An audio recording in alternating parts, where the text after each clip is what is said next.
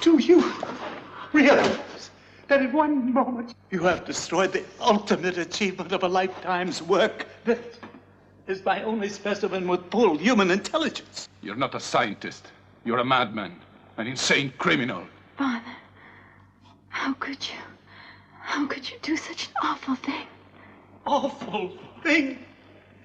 My dear, what you are calling an awful thing is a biological solution to the greatest problem mankind has ever faced. One day, and in the not-too-distant future, when this Earth is no longer able to feed its overpopulated billions, a new race of amphibious beings will be able to submerge themselves into the oceans of the world and survive. Now, do you understand the humane necessity of my work and the utter stupidity of your thoughtless destruction? You never would have seen the final result of your experiments. You wouldn't have lived long enough. No, my life is unimportant. My work will be carried on by others.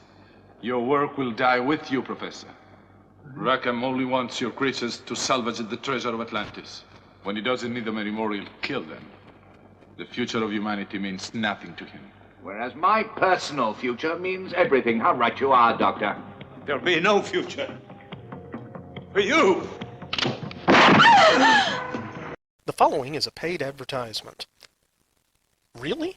A paid advertisement? Wait, the B-Movie Cast got paid? Yes, the following is a paid advertisement. This episode of the B-Movie Cast is brought to you by the estate planning services of Twyla Minear Brooks, attorney at law. Remember, when the zombie apocalypse comes, things will move pretty fast. The body should be disposed of at once, preferably by cremation. Well, how long after death, then, does the body become reactivated? It's only a matter of minutes. Minutes? Well, that doesn't give people time to make any arrangements. Oh, you're right. It doesn't give them time to make funeral arrangements. The bodies must be carried to the street and burned. They must be burned immediately. Soak them with gasoline and burn them. The bereaved will have to forego the dubious comforts that a funeral service will give. They're just dead flesh and dangerous. So don't leave your estate planning needs until the last minute, because you don't know when that last minute could come. Call Twyla Minear Brooks, attorney at law, at 859-351-2294. That's 859-351-2294. Remember, when you go, you don't want people saying, "Yeah, they're dead. They're all messed up." Twyla Minear Brooks, attorney at law, is licensed for practice in the state of Kentucky. Consult your local attorney for matters outside of the state of Kentucky. Command mark. The time will be running at X-20 seconds. Mark. 5, 4, 3, 2, 1. Fire.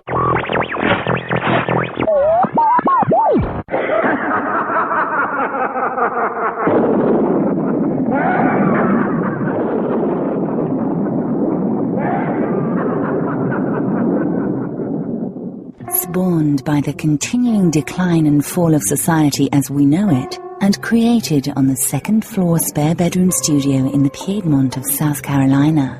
Podcasting on a shoestring budget and changing the world one freak at a time. It's the B-Movie Cast with your host, Vince Rotolo.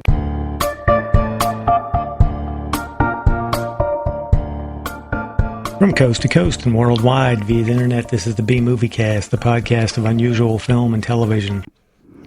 Hi guys, and welcome back to the B-Movie Clubhouse for episode 508 of the B-Movie Cast. Before I go any farther, I want to get our contact information out of the way. We love hearing from all of you, so we have a feedback segment devoted to your comments and suggestions, and this is how you can contact us. Option 1, pick up your phone and dial 888-936-0808. This is a toll-free number and a very easy way to leave a voice message. Option 2, you can make your own MP3 file and send it into bmoviecast@gmail.com. Or use your smartphone voice software and record a call, then just send that in as an attachment instead. Or option 3, if you're not into talking, you can just shoot us an email to bmoviecast@gmail.com. Our website is bmoviecast.com, where you can subscribe to the podcast. It's free, and there you can join us on the Facebook B-Movie Cast fan page and letterbox. Also, you can play the contest by sending in your answer by email to bmoviecast@gmail.com with contest in the subject line. And check out the links while you're there, or buy a t-shirt. I currently have smalls to 4X's. If you want to help us financially, there's a donation box you can click on as a supporter on the Lugosi, Karloff, Agar, and the infamous Xanadu level through PayPal. Also, the easiest way to donate is to click on the Amazon bar on the right side of our homepage. This Amazon link will take you to Amazon.com to make your purchase. It doesn't cost you anything, and you can still log into your personal accounts when you get there. It's completely private, so think about us before you buy online. We have our co-host from Lexington, Kentucky, author, editor, screenwriter, film producer, Nic Brown. He has a new website, and it is authornicbrown.com. That's AUTHORNICBROWN.com. He's the author of the Werewolf for Hire series starting with Blood Curse. He's also selling a series of books in collaboration with his wife, Fiona Young Brown, called the B-Movie Cookbooks. All of these are available on Amazon. He has produced 3 movies. The first 2 are Wretch and Loss Prevention, both of which could be ordered on Blu-ray or DVD through Amazon. And he is also the producer of the award-winning film Fall of Usher, which is now available for purchase or rental on iTunes and Amazon streaming. As Walt Whitman once said, I contain multitudes, and so does our guest Bill Mize. He attended his first Star Trek convention in 1976 and met James Doohan, and a few months later got to see Gene Roddenberry speak, igniting a passion for conventions that's lasted decades, attending at least one a year if possible since then. He's an Air Force veteran, a former Walden Books manager, an award-winning mystery writer for the Best First Novel of the Year by the Private Eye Writers of America, a certified life coach for men specializing in relationships and dating, an award-winning podcaster for his show, Bill Watches Movies, which has also been nominated 3 times for the Rondo Hatton Classic Horror Award for the Best Podcast of the Year, and is also a very good keeper of arcane lore for the Call of Cthulhu tabletop role-playing game, a hobby he's been enjoying since 1982. He's appeared at conventions all over the U.S. as a featured speaker, a teacher, a panel member, an MC, or just some guy drinking bourbon and eating a steak at the hotel bar. Bill recently retired and moved away from his longtime home in St. Petersburg, Florida. He now lives with his wife and kids in Winchester, Kentucky, where he's always at work on something creative or hanging out with Nick and Fiona and planning his next steps towards world domination. He can be reached via his website, billmakespodcasts.com, and his show can be found on all the major podcasting machines along with YouTube. The B-Movie Cast is pleased to welcome Bill Mize. Today's movie is the 1979 Italian horror exploitation film called The Island of the Fishmen from 1979. It's also known as Something Waits in the Dark from 1980 and also The Screamers from 1981. This film has been cut, added to, redubbed, and re-released so many times in so many countries that it is truly amazing that the original still exists. But I'm glad it does, because that's the one I watched. I mean, who doesn't love... Okay, we got mad scientists, doctor heroes, volcanoes exploding, treacherous, greedy villains, lab-created fishmen, voodoo curses, gorgeous heroines in distress, hidden underground laboratories, and the lost city of Atlantis, all rolled up in an uncharted tropical island. And every time I hear uncharted tropical island, Gilligan's Island theme runs through my brain. This is the weirdest 3-hour tour ever, right? Yes. This flick is one of 3 films belonging to director Sergio Martino's adventure trilogy period, which also includes Big Alligator River and Slave of the Cannibal God, a.k.a. Mountain of the Cannibal God. This one was loosely based on H.P. Lovecraft's horror novella, The Shadow over Innsmouth, written in November and December of 1931. I watched the newly remastered original Italian version on Amazon streaming, and I loved it. I did have some problems with I guess the Italian dub, it had such a heavy Italian accent, I had trouble listening or understanding it, so I put the subtitles on, which was really sad. You have to subtitle English, but that's me. I thought the miniatures and creature costumes were really good considering their tight budget. Cinematography was really great, and the movie was just plain fun. See? I'm glad I picked one that you liked this time, as opposed to It's Alive, which you hated with the fever of 1,000 suns. So I'm very happy that you like this one. Yes, you did good, Bill. Thank you. Well, and this one, it's funny you say that about the Italian, because I watched the same version you did, Mary, and I actually turned on the subtitles too, because, it was a little challenging to make out what they were saying. And reading the subtitles, Fiona watched the film with me, and reading the subtitles just about sent the editor in her into a conniption fit, especially the fact that they never called him lieutenant. They called him lieutenant. Mm-hmm. Oof. Yeah, that was how they spelled it and everything. Lieutenant. Well, that's how they say it in England. What? That's how they say it in England. Yeah. Okay, Mary, I'm going to call it. In all the My wife is British. And they may say it that way in England, but they spell it Lieutenant. Correct. Mm-hmm. Right? Not Left. Enant. Yeah. Yeah, and that was driving her bonkers. Kids, you're both right. You're both right. No, I'm writer. You're but right. Mary is the lieutenant. See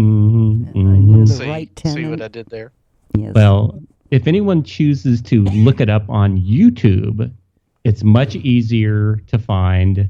It's actually a pretty crisp and clear copy, and I didn't have any problems with the English overdub. It was actually pretty nice. So save yourself $2.99 or $3.99 on Amazon Prime, and just look for it on YouTube if you're curious. Was it the remastered one? It looked really sharp. It may be the remastered one, because I was shocked at how kind of crisp it was. Okay. Yeah, and I watched part of it on the video the link that you sent me, Bill, and it was a nice link. It was easier for me to watch it on the television on Amazon. Yes. So that was my deciding factor. And to be fair, I did not pay to watch it, because I did the free subscription, the 7-day trial subscription to, oh God, what is it? Full Moon Features streaming It makes service. no difference, because you're going to cancel it anyway. So What do you mean gonna? It's already canceled. Past tense, it has been canceled. Yeah.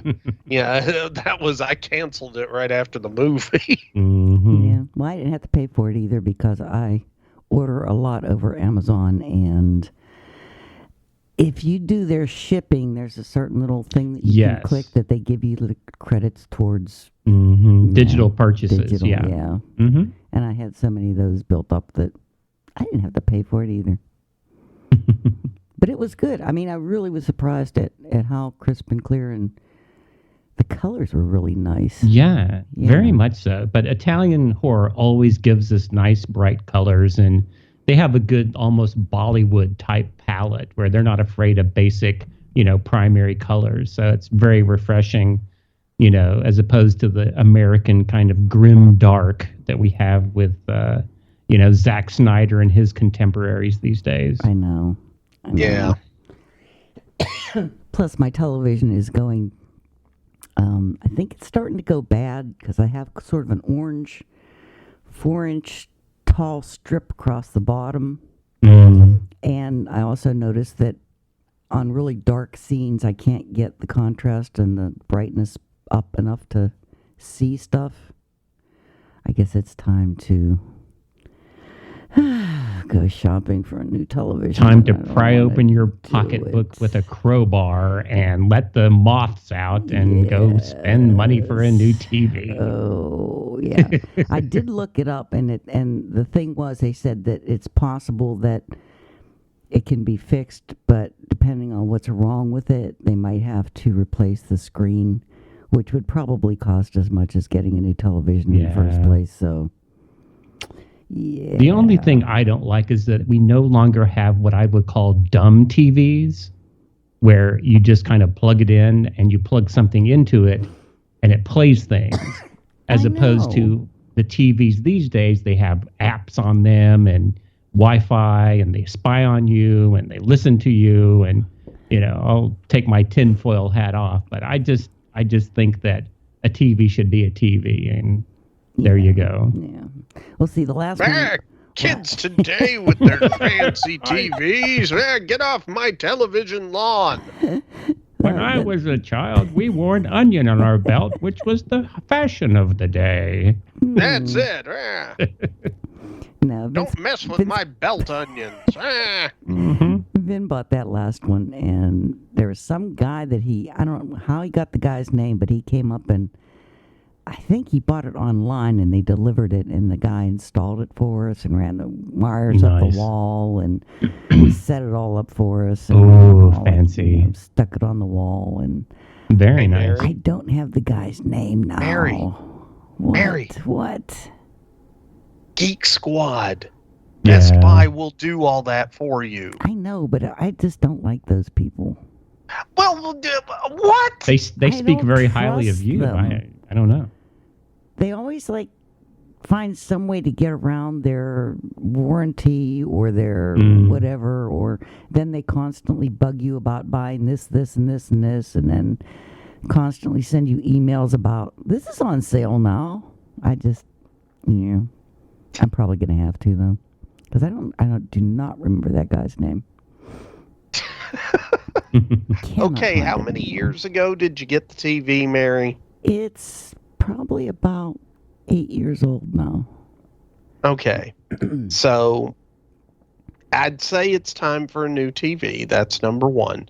Number two, just bite the bullet. Or if you don't like Geek Squad, Mary, go to a nice electronics store. There are probably one or two of those around. And I bet they have a service where they will come and install the TV for you. Craigslist also is a good way to go. No. Don't get a dude off Craigslist. No.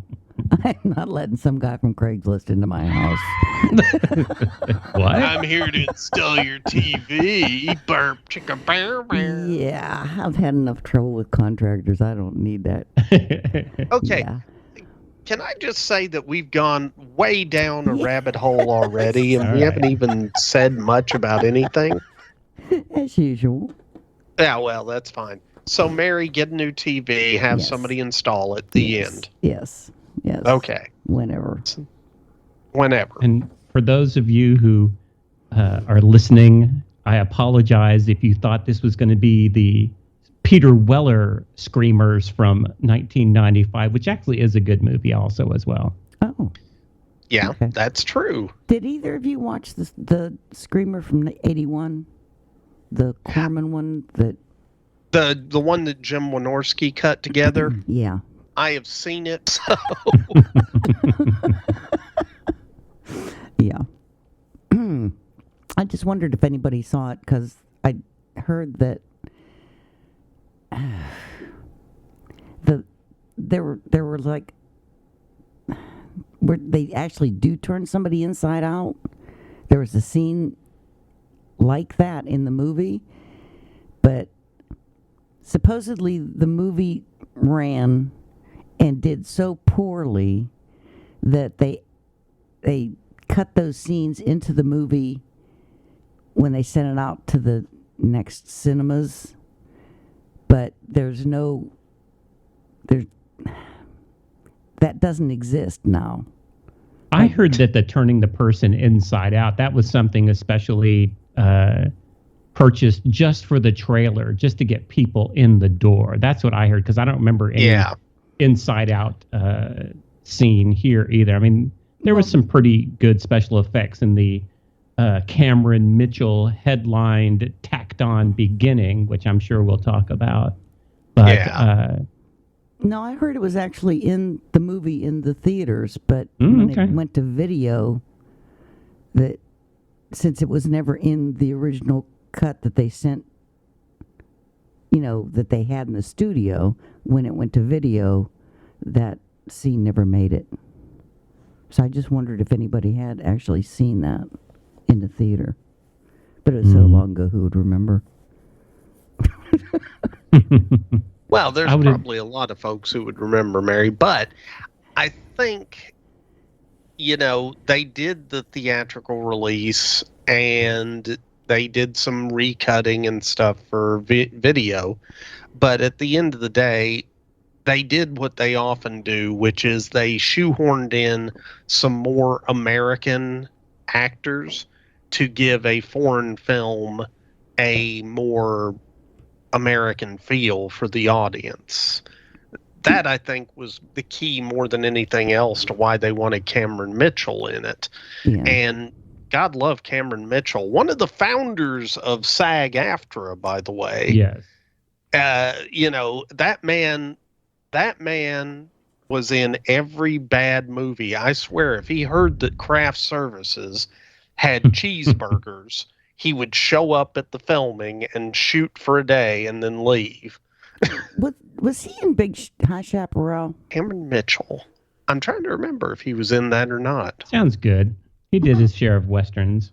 Oh, yeah, he did a ton of Westerns. I just don't remember if he did High Chaparral or not. Oh, okay. But, I mean, the man was in everything. I'm Googling High Chaparral, but I have no idea how to spell Chaparral. How do you spell Chaparral? Well, you're not Googling it very well if you don't know how to spell it, Mary. I know. It's 30 minutes later. Okay, Mary, let it go. Let it go.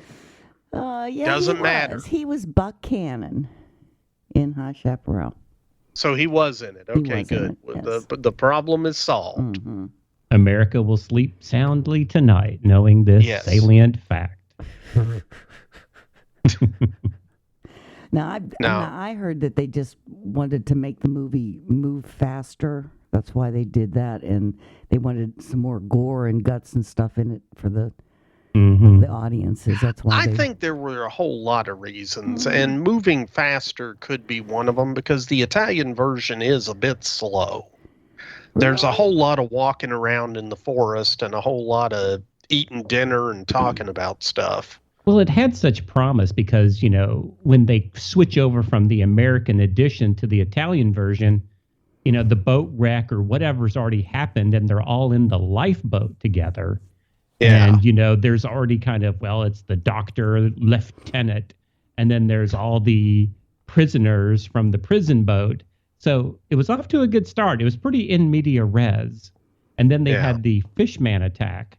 And I thought, okay, there you go. But then it becomes a travel log on, let's go here. Over here on the island is the inactive or active volcano.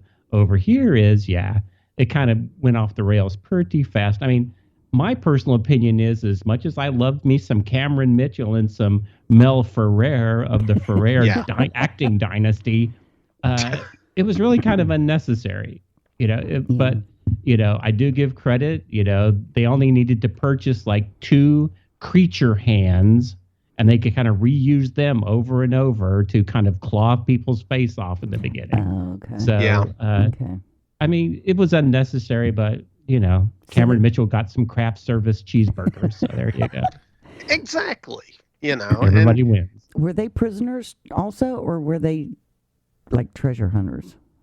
Mel Ferrer, Ponzi rich dude, and his blonde, trophy wife were, he gambled away all their savings and their, titled funds.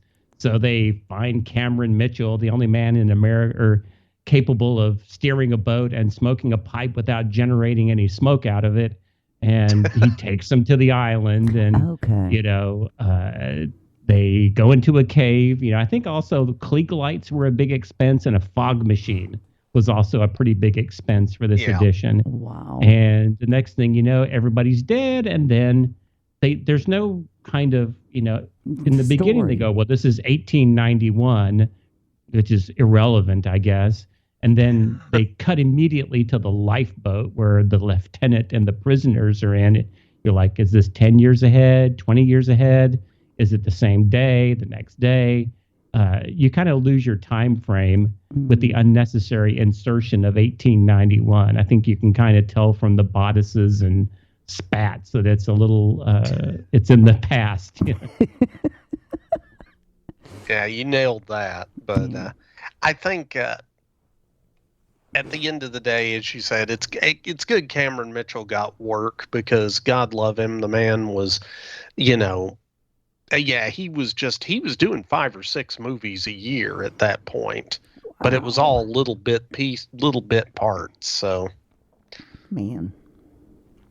But hey, you know what? In 1981, he did my favorite Cameron Mitchell film, Frankenstein Island. Okay, I've never seen that one. Well, you haven't seen that one either, but I think it explains what it is. What it says on the tin. It's an island full of Frankenstein. So there you go. It's okay. Are there really more than one Frankenstein in it? No, there's not. But okay, let's take a step back. Come on, Nick. We could have had her going for another 5 minutes telling us about an imaginary Frankenstein movie where there are more than one on the island. Okay, I just want to point out that, remember, guys, Frankenstein is the doctor. The monster's the one you're thinking of. But But to be fair, this was one of the this was one of those movies Cameron Mitchell did where it was him fighting John Carradine to see who could get the most stuff done in their 2 days on the set. Wow. Yeah. Wow. So. Well, I guess craft services also had to provide bourbon for John Carradine. So. Bourbon and something else. I don't know. Mm-hmm.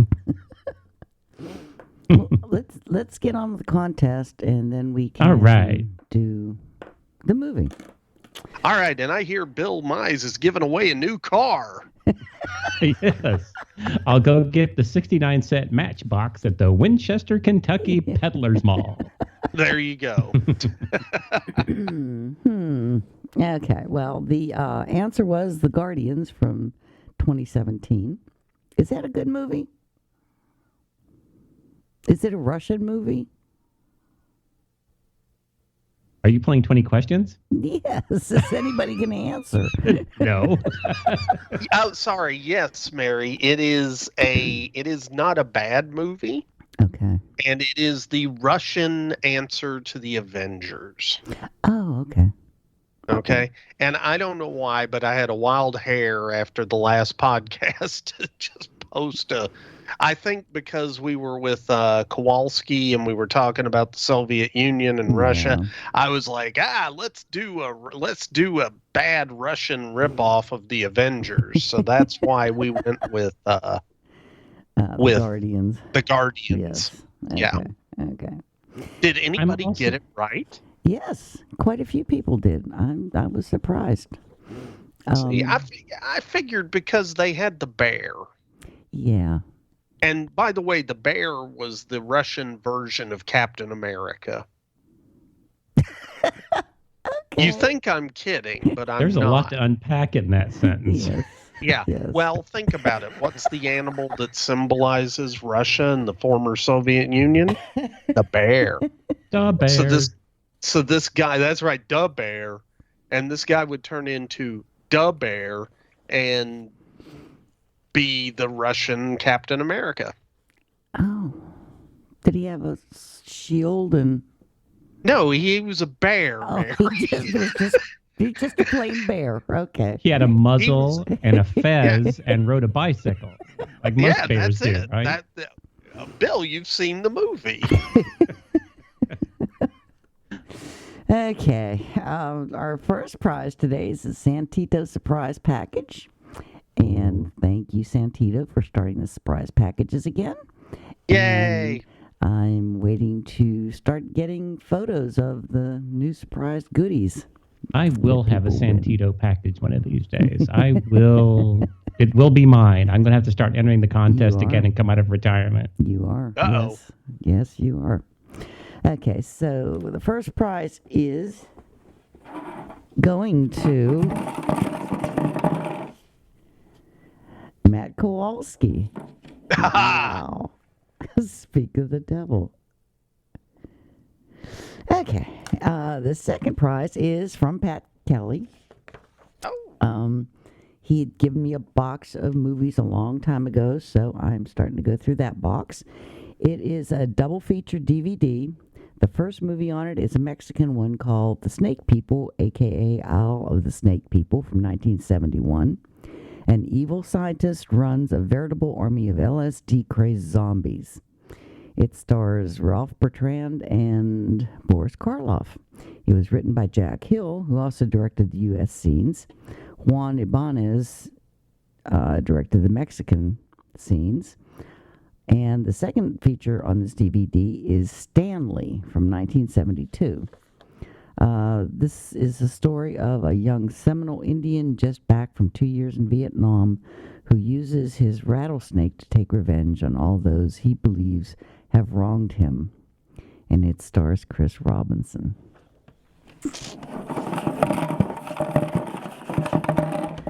And the winner is Santito. Wow, so we're just sort of trading stuff around. I think we're going to have a Senate committee investigate this. I'm calling shenanigans on all of this. Shenanigans. Okay, Yes. I'm going to say, Bill, as I've actually been in the second floor spare bedroom recording studio, that ridiculous as it sounds, Mary actually does have a bucket of ping pong balls with numbers written on them. So this contest is just about as unloaded as any contest I could imagine. True. But that said, let's start an investigation. Yeah. Thank you. I think it's called for. Oh. Okay. Our third prize has been donated by Brenda McNeil. It's 1998 comedy mystery mockumentary written by Daniel Pine and John Mankiewicz. It's called Where's Marlowe? And it's from 1998. The story is, after making a 3-hour fiasco about New York City's water supply, a 2-man film crew decides to take it up a notch by documenting the life in the private investigator offices of Boone and Murphy. It stars Miguel Ferrer, John Livingston, Yazin Bey, and John Slattery. It looked interesting. It has nothing to do with Marlo Thomas. I'm very disappointed in this. And the winner is Philip Pine. So congratulations. Philip, you have won Brenda's movie.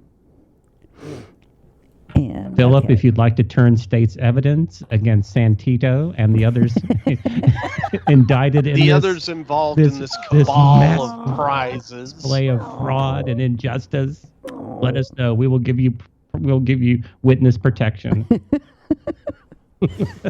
Okay, and our fourth prize is from our beloved Nick Brown. Do you want to announce the movie? Yes. Yes. Sorry, I'm having to dig it out of my box. He said enthusiastically. Rasputin. Well, this is one of those Nick is being guilted into doing more postal prizes. So, let's see. The film is Rasputin the Mad Monk, which we did on the podcast recently. I love Well, that. by recently, I mean, I think last year sometime. This is the Hammer release production, and it has Christopher Lee and Barbara Shelley and Richard Pascoe, and, it's fun flick. Cool. And once again, we see Christopher Lee doing his wide range of acting, which I'm not being sarcastic when I say that. This guy played damn near everybody at some point. You know, I mean, he's been Rasputin, he's been Dracula, you know, Sauron, he's been a bad guy in... What was that bad guy's name in the Star Wars prequels? I can't even... Count Dooku. He's been Henry Baskerville. Yeah, I mean, he's been everything. So good on you, Christopher Lee. Yes. And the winner is Dax Bradley. Congratulations, Dax. Bradley, come on down. You're the next winner on the B Movie Cast. Dash Riprock. That's right. Okay, Dax Beef Bradley Hardcake. has one of the best names out there. I know. It sounds like he ought to have his own 1930s serial in the cinemas. That's true. Yeah. He should be like a private detective, like Marlowe. Yeah. But not Marlo Thomas. Not Marlowe Thomas. Well, that's it for the prizes. We will get them out when Nick posts. Oh, by the way, Nick, text me and tell me what the next movie's going to be that you put up, because I never guess them right. No. Okay.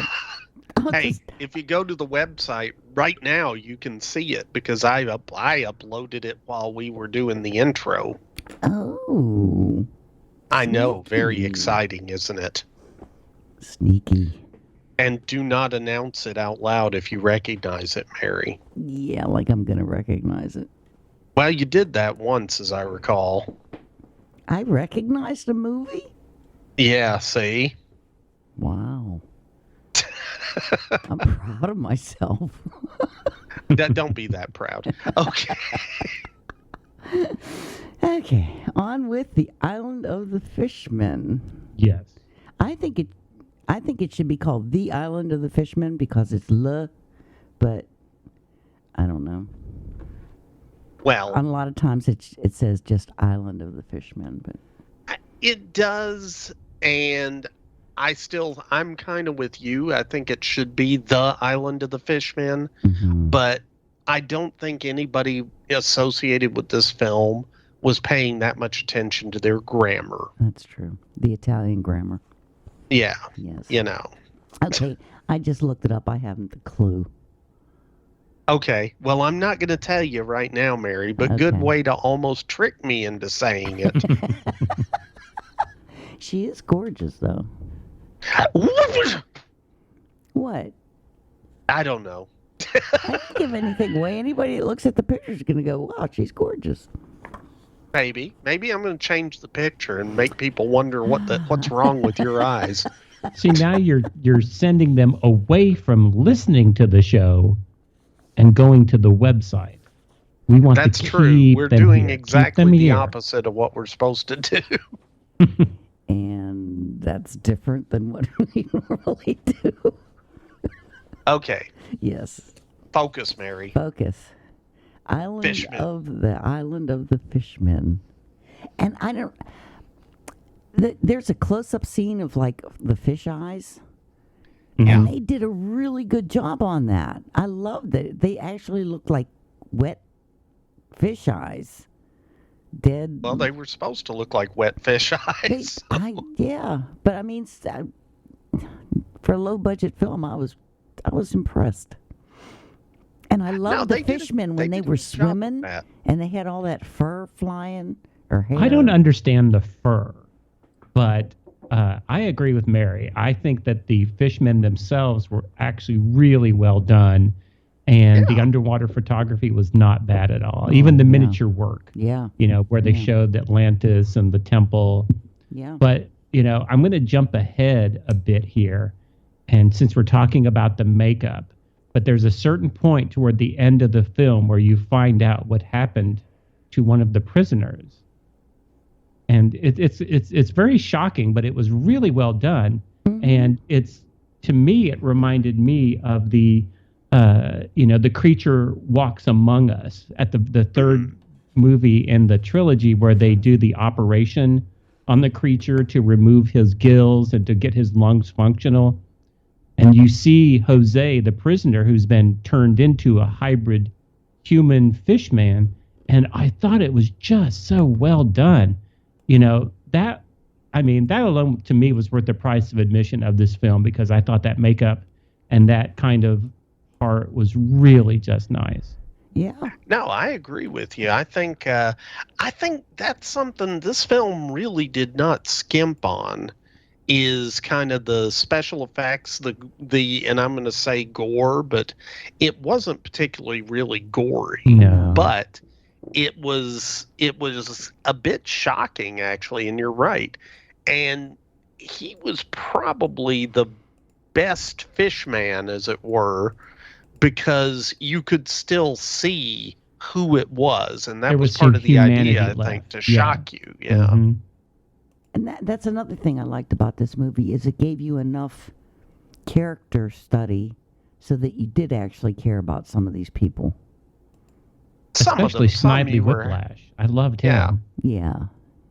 I mean, some of them you really just wanted to die immediately. Well, yeah, but, of course. But that's neither here nor there. And you kind of knew that the other people on that raft, they should have just been wearing red shirts. You knew they weren't going to make it to the end of the movie. Well, and it's funny because, they start out, they're on that lifeboat, and it's the lieutenant with like 8 or 9 prisoners. Yeah. Which immediately goes down to him and 3 prisoners pretty quick. Yeah, that was fast. They wanted to save money on craft services, I guess, for cheeseburgers, and they go, we can only afford 3 prisoners at this time. I'm sorry. I'm not going to say you're wrong. Well, because that is entirely possible. I think they spent the money on the extra creature suits, because they had a lot of creatures. They did not skimp on that, which was really great. They had, I think at one point we saw 6 of them all at once, at least. Yeah. And, okay, since we're talking about creature suits and, ways to get around spending money on special effects, this got me... Watching this film, there are so many movies from that particular time in the late 70s, early 80s that kind of have a similar theme to them. Oh, yeah. And the one that I immediately thought of, well, there are 2 actually, but the one I want to talk about is Humanoids from the Deep. Yes. Did we watch that one? And that was a mutated salmon fishman situation set up in Alaska. And mutated salmon situation. Yeah, it's one of those very common, mercury or whatever's getting in the water. It causes the salmon to turn into humanoid fishmen who want to capture women and have sex with them so they can have little mutant fish babies. The 70s was such a rich period for the combination of nature gone amok and nature then also trying to kill you. Because this one it's global warming and it's overpopulation because... Joseph Cotton, who they trotted out to act demented, which is a great, that's not a big stretch there. But, it was like, we're going back to the ocean. And I don't know how many out there have ever seen these really cool fake documentaries on the Discovery Channel about the mermaids and the aquatic ape theory. Where basically the theory is that, that we were apes. And some of the apes went back into the water and they became mermaids. It's a really cool fake documentary. And there were 2 of them. They're so well done. But then we've got this where it's, okay, global warming, overpopulation. It's the back to the ocean movement. So, well, isn't that what Shadow over Innsmouth is about? The original story? No, that it's inbreeding, but they are... servitors of Cthulhu or some of the other elder gods. And, a young hapless person, as in all Lovecraft stories, takes a bus to Innsmouth, and it's very creepy and very foggy, and there's not a lot of people, and there's knocks on his door, and there's, slithering noises. But eventually the military comes and shuts the whole place down because man was just not meant to know such things. Okay. That was a very good description of Innsmouth, actually. I play a lot of Call of Cthulhu role-playing games, so I know my Lovecraft tropes. Yeah.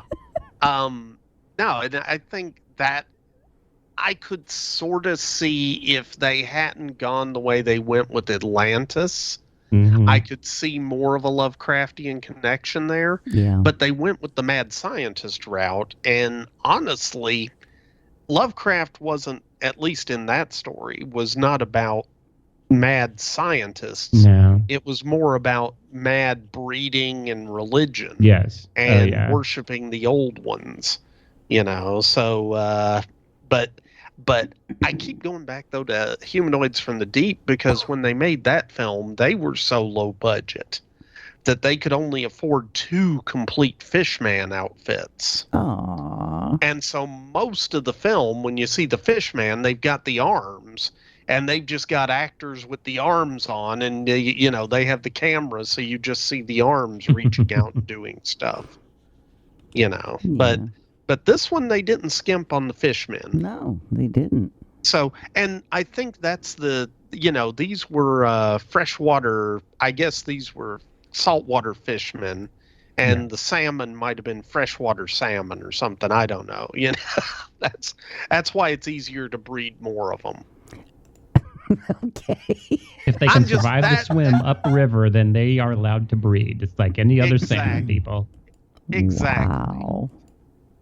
Okay. But also, I wouldn't say that this one is a mad scientist. I'm going to give this the Creature from the Black Lagoon meets Dr. Moreau label. I think it was much more of I'm doing this for the good of mankind. There's no way that we can survive on this earth, and we're going to have overpopulations, and 75% of the planet is water. We're just going to turn everybody into hybrid fishmen and head back beneath the water. So I will push back on the mad scientist, possibly misguided scientist, but yeah. You know, I will agree with you on that. And it's funny because that was the other film from the 70s, that era that I was definitely reminded of by this. Where's Michael York when you need him? I know, right? And okay, I'm a bit of a heretic, possibly, but I'm going to say the 70s version Island of Dr. Moreau is probably my favorite adaptation of that story. Aw, you are a heretic. See, burn him. Yes. I knew you would say that, but it's still, I'm sticking to my guns. I think the special effects were pretty spot on for that time. Oh yeah, and it was a big production. They were constantly reporting on it, and the makeup was top notch. The special effects. Yeah. All I remember from the latter one is just a very fat, lethargic Marlon Brando, just kind of mumbling his lines into the ether. So I think I would have to go with Nick. And what about the Charles Lawton one? Wasn't that Island of Lost Souls? Wasn't that a very loose Moreau adaptation? That was a looser Moreau adaptation than the later two, but that's the one that I think Mary believes I'm a heretic because I didn't say it was it was the best. You know, but I'm going to stick to my guns there, Mary. I always go for the old ones. I know. By the way, yes. For those who are interested, you know, you touched on that 1996 tragedy that was the Island of Dr. Moreau, which was originally going to be directed by Richard Stanley. Yeah. And if you want to see just a fascinating documentary, look up Lost Soul: The Doomed Journey of Richard Stanley's Island of Dr. Moreau, because that production was so crazy bad. It was snake bit from day one. Wow. Absolutely. It was beyond snake bit. It was snake bit, died, got resurrected by a voodoo goddess, got snake bit again, didn't quite die, And then Val Kilmer showed up. And Strother Martin was there. And Dirk Benedict. Yeah, but okay, just to give you an idea how messed up this film was, they fired Richard Stanley about 3 weeks into the production. But he kind of had a little bit of a nervous breakdown. Wow. And so he just ran off into the jungles on this island and was kind of just having a loose jungle vacation. And he came back later when they were filming this big climactic battle with all the animal men. And he actually just got in line with the extras for makeup and got done up as one of the half animal, half human hybrids that rampage during the movie. And so he actually appears in the movie as one of those. Wow.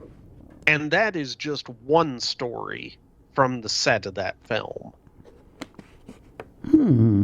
So yeah, go check out Lost Soul, The Doomed Journey of Richard Stanley's Island of Dr. Moreau.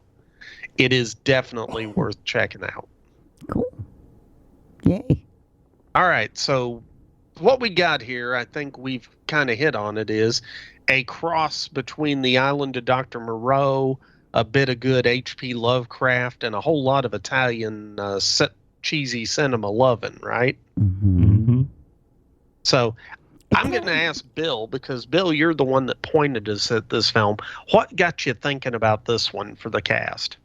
Well, as I've called in the past, the cast has been very highbrow and very, erudite and exploring these films that no one's ever heard of before. So I really wanted to drag y'all down into the mud and back to your B movie roots with a good Island of the Fishmen. But, I think Derek Cook and I are the two charter members of the imaginary Creature from the Black Lagoon fan club. So there's a lot of creature love in here. But for my next show, for Bill Watches Movies, the next movie I'm doing on that show is The Monster from Piedras Blancas. So I've been in a very amphibian kind of vibe these days. So I thought this would be perfect for y'all. Plus, I need to get back into Mary's good graces after recommending It's Alive last time. So I got multiple reasons, man. Multiple reasons for recommending this. Well, you did good. I think you nailed it. So, Mary, did you enjoy the film? I loved it. See, nailed it. See, I didn't think it was slow. Because I even like scenes where they're running through the water and all that kind of stuff. I loved the cinematography part of it, so it didn't bore me. The slower part, and I don't know, even like the dinners and stuff. It just showed character. It built the characters for me. So it wasn't just a stupid movie. I started to care about people. That's the only thing I think that made it a bit weak was a lot of day for night shooting. If they had somehow been able to punch up the budget to get out in the night, like the Cameron, Mitchell tack on at the beginning, it would have been 10 times more atmospheric. And I think it really would have made this film rise even higher in my esteem. But the day for night shots were just awful. And to me, that's like the hallmark of we ain't got no money. Yeah. Oh. No, you nailed it again there, Bill, because shooting day for night never works. It always looks exactly like what it is, which is, hey, we're shooting in the day and we've just put a filter on the camera lens. Knock it down 2 f-stops and go for it. Yeah. Did they have the ability to do that? Did they have the cameras that could do that? What do you mean, okay. In 79, were there cameras that could do night scenes and still do them justice? It's all about the lighting that's there, yeah. Okay, it wasn't just the cameras, though, Mary. It was also having the right lighting, having the right... You had to have a little bit of money. Okay. And I think what was going on with these is they had a couple of lenses and a couple of cameras, and they didn't have enough money to have all the cameras that would let them shoot at night with the right lenses, but also just lighting it and everything else. Shooting at night is a major hassle. Mm-hmm. But could you imagine, because the Cameron Mitchell beginning, it's really beautifully, it's very well done. It's very atmospheric. What movie did you watch? Now, Cameron Mitchell wasn't in the movie I watched. They didn't have a beginning where he's a pipe-smoking ship captain who's taking some... No. Oh. No, this was... Okay, this is what we were getting at. The one on Amazon was the original Italian. Oh, you snobs. Gotta go I for know, the American. Right? Don't worry, Bill. I watched the Cameron Mitchell bit too. That's I know when you've I never said been I called watched part of snobs it on before, YouTube. I was watching the original. The American original version of it. Yeah, which they just sort of bookended it by having this bit at the beginning that was completely irrelevant to the rest of the film, honestly. Okay. Now, it was very well shot. And It was very well shot. It the looked special good. effects were really good, but if they'd carried that over, but that's impossible. Just budgetary. Budgetary. No wonder Mary sounded so confused. Cameron Mitchell? What? Yeah, Yeah, because that was Screamers, wasn't it? That was one of the titles of it. I think they recut it again. They let Jim Wynorski take a cut at it. And that's when they made Screamers. And remember, for that, the biggest change was that they added the special effect of somebody getting turned inside out. But that was specifically for the trailer. Was Cameron Mitchell in the Screamers? Yes, he was in Screamers at the very beginning. Was he Him in and Mel something- Ferrer and the unnamed blonde and an unnamed rowboat guy. Okay. But they basically go into the caves and get killed by the Fishmen. Like Nick said, it's totally irrelevant to the movie as a whole, but they wanted some more. They wanted to punch it up at the beginning so there's more gore. And you saw the Fishmen earlier in the movie, and they kind of go into this is voodoo, and they kind of set it up for Shakira, the priestess, later on, and the volcano, and all that. They kind of set the table for that. Was the Italian lieutenant in it, Claudio? No, he comes in. The first time you see him is the first time you saw him, which was after the wreckage of the prison boat, and they're in the lifeboat. Yeah. Okay, Mary. Okay. Yes, he was in it, but he was not in the extra footage they Correct. shot. Oh, okay. Correct. Okay. We watched the same movie, Mary. It's just there was about 12 minutes of additional movie in the American version. What did they cut out of the original? They didn't Italian cut one? anything out of the Italian version. I did read that they did cut scenes out of the Italian version. And then they stuck those extra scenes in. Okay, well, that makes sense, I suppose. But I'm guessing they just cut a bunch of walking around in the woods out. Probably, yeah. They got rid of those other prisoners really quick, so they just, Yeah, okay. You know. Because the second version was called Something Waits in the Dark from 1980. Did that have Cameron Mitchell in it? Yes. Okay. Okay, both they both just took the Screamers second and movie. Something Waits in the Dark had Cameron Mitchell. Okay. All three of them had Claudio Castanelli and Barbara Bach and Richard Johnson, though, because they were in the original Italian version. Yeah. And all those other two versions did was have an extra opening and a little bit of extra stuff kind of, I guess, smattered inside of it. Okay. I honestly don't remember that much because, like I said, I think it was Screamers about 20 plus years ago. Actually, I was still in Japan when I watched it, so call it 25 years ago. But I rewatched the beginning of this on YouTube just to see that part. But I only saw the beginning. I didn't watch the whole thing, so I don't know where the extra 3 or 4 minutes came in, and I don't know what they cut. Okay. Cool. Because I'm a cheater. I guess I could watch the start of Screamers just to see what the difference is. You could. It's fun. It's fun. You It know, is. you're not going to lose any sleep over seeing, Cameron Mitchell and Mel Ferrer chew a little bit of scenery together, but it's fun. It's fun. Okay. And I'll throw out one more bit. I think we did The Great Alligator on the B-Movie Cast a bunch of episodes ago, right? Did we really? We did, really, I believe. And is that like that one with that big alligator that was like eating a boat? Yes. Okay. Yeah. In like a Or jungle? no, wait, that was the killer crocodile. Maybe we didn't do the great alligator. Oh, God. There's just too many alligators. Maybe you did crocodiles. Lake Placid and forgot it. No, we didn't do that because God loved Betty White. She was awesome. I'd remember that. Oh, But- well, I guess we know what our next movie will be then. There you go. We could just do an entire series of alligator crocodile movies. True. Because Nature gone amok. there was the Alligator 2, The Mutation, The Great Alligator.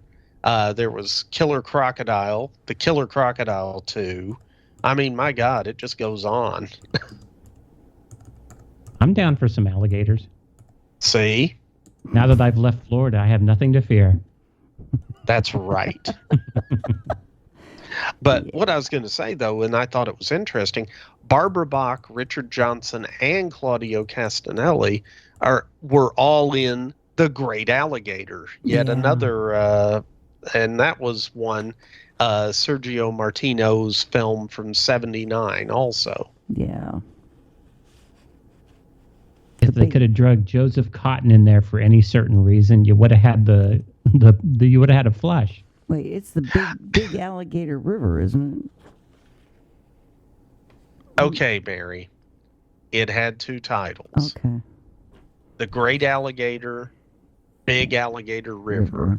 Okay. Same movie. Okay. Don't get confused. Too many alligators. Not enough Mary. Too many Italian alligators.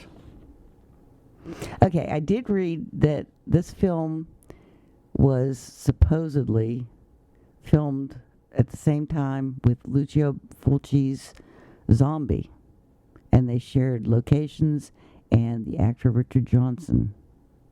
Well, Richard Johnson was in both films, so And which, some of by the special way, effects Zombie. are very reminiscent of Zombie, especially the beginning with the gelatinous skulls and things of that nature. So there's definitely some similarities there for sure.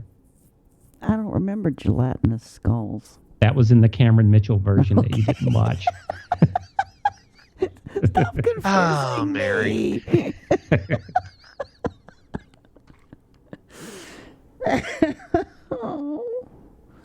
Okay, let's just stop right here. I'm going to go watch the other movie and then we'll come back. Oh, okay. Okay. Anyway, what were we talking about? We were talking about alligators and crocodiles and nothing to do with fishmen. True. And by the way, we did not do the Great Alligator, I don't believe. I think I'm looking to see if we did Killer Crocodile now. Oh. Well, yeah, we did Killer Crocodile. That was episode 480. That's the one where he got into, like, toxic waste or something. Yes. Right? Okay. I do remember that. See? Yay. Yay for Mary.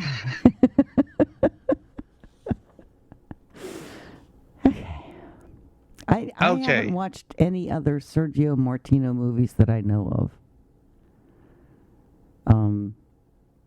None. Well, I would like to see his sequel, The Fishmen and Their Queen. That was in 1995.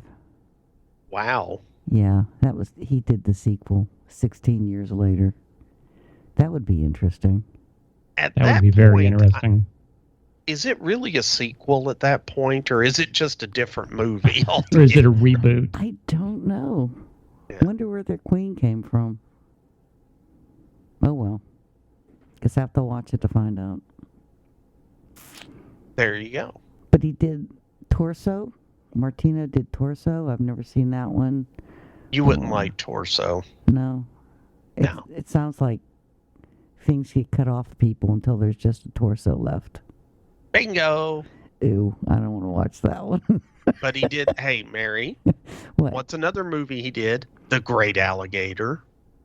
Yes. All the Colors of Dark. Have you seen that one? See, I haven't seen any of these. Gambling City. Your Vice is a Locked Room. Okay, I might have to do a deep dive into Sergio Martino movies. There you go. That'll give you something to do this weekend. Yes. And buy a new television. Well, see, once you get your new television, you can do all these movies, and you can use them to test the color on the TV. Yes. Because if the blood is super unbelievably red, it's Italian. Then you've said it correctly. Yep. The guy that did the special effects on this was Massimo Antonello Gelling. And he's a production designer. But he did Cannibal Holocaust, City of the Living Dead, The Church, and Della Morte dell'Amore. So he was a really good special effects production designer. And he was he was very good at doing that disgusting Italian gore effect. Which was? Because there was a lot of, when you were doing things like City of the Living Dead and stuff, you had a lot of kind of over-the-top gore. Yeah. Yeah, but that was something that the Italian horror films from that era were known for, too. True. You know, trying to shock you with it. Yeah. Anyway. The screenplay was by Martino. And a guy named Cesare Frugoni. And another Sergio Donati. Who did Orca. Yep. And they workshopped it all with Sergio Martino's older brother, Luciano Martino, who did So Sweet, So Perverse. Did we do that movie? That sounds so familiar. So Sweet, So Perverse. That sounds familiar for some reason. I have no idea. I've never seen it. Okay. Well, I guess we didn't do it then. No. Okay. Well, do you want to get on to the actors? Yeah. So who was in this, Mary? Well, Barbara Bach. Barbara Bach. The wife of Ringo Starr. Mrs. Ringo Starr, yeah. Yeah. Which, by the way, I think is hilarious that they met on the set of Caveman. He's the original punching above my weight class. Yeah, well, it just proves the old saying that musicians, they can get the hot chicks. But it was Ringo. It was Ringo. Yeah. Maybe he's a really great person. Oh, I'm sure he is. I'm sure he's wonderful. Okay. Wow, that sort of killed. There was no sarcasm involved on my part. I mean, he's Ringo Starr. He's one of the Beatles. Yeah. So, I'm sure he seems very delightful, very good humored, very friendly. I'm sure. Yeah. Mm-hmm. No Ringo hate here. None Just, here. He got Barbara Bach, so he's got something going on. Yeah. That's true. Okay, she did a cover of Playboy magazine in 81. So when was this movie? 79. Yep. So they did an inside photo spread of Barbara. And then she did some other Playboy stuff related to her movie work as a Bond girl. I guess they did things in Playboy about the Bond girls, so she was in that too. Okay. Well, she was the Bond girl in The Spy Who Loved Me. Mm-hmm. Yeah. With Roger Moore. Yep. Yep. And it sounded like they didn't get along that well. Do what? It sounded like they didn't get along that well. What makes you say that? I don't know. I just read it somewhere that they didn't actually like each other that much. It's possible, but I don't know. I didn't read that. Okay. So I'm not gonna comment on that.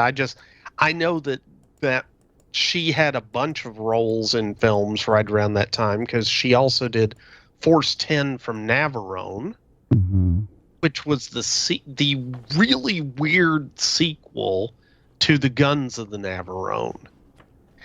And I say the really weird sequel because it had a very similar plot to it, with the whole going across the battlefield during the war and all that. But it tried to recreate the same characters from the original movie, but with different actors, and with much less success for the David Niven role, I thought. But again, I'm taking us off on a tangent, so let's stop talking about Force 10 from Navarone. We don't want to go down the Alistair MacLean 1970s hole, not at all. Because then we got to get in Ice Station Zebra, and oh yeah. Okay, and she did The Humanoid with Richard Kiel. Yeah. And Caveman, of course.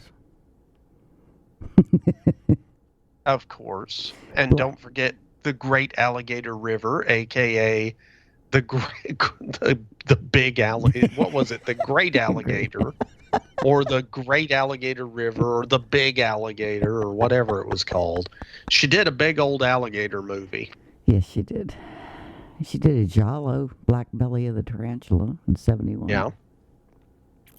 Which, that's a pretty good film. Never saw it. Well, no.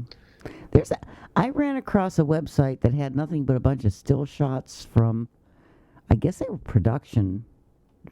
No, they weren't production shots. They were, for advertisement, I guess, where she's in very wet clothes that kind of disappear. In other words, they were... Okay, Mary.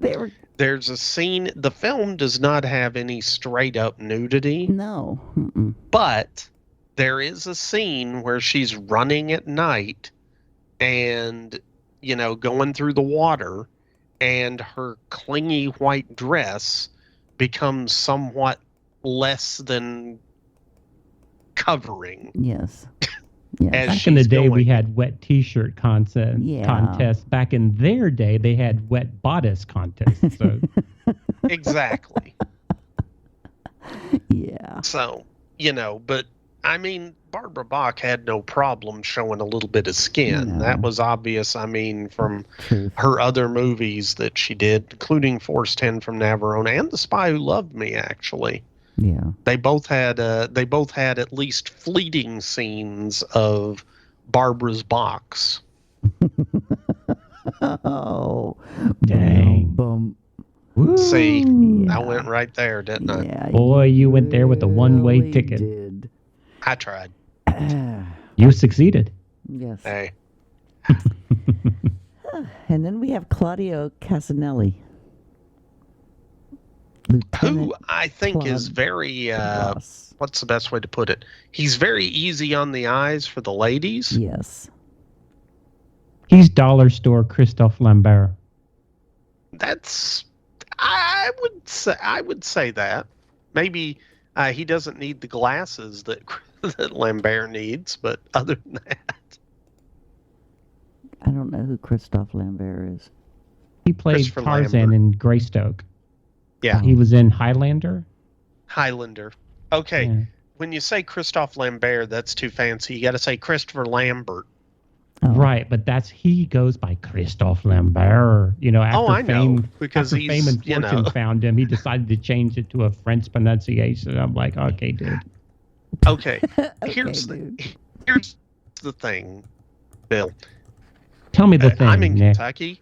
We have Versailles, which is Versailles. So I'm very used to people not knowing what the hell you're talking about if you say something the right way. Excuse me, how do you get to Versailles? Where's that? You know, it's Versailles. I just looked But at anyway. Lambert. Now I know who he is. Yeah, see? Yeah. That's He was what the I meant. Highlander. When, That's what I remember him in, the Highlander. Yeah. No, I don't think this guy is... I stand by my statement. Basement.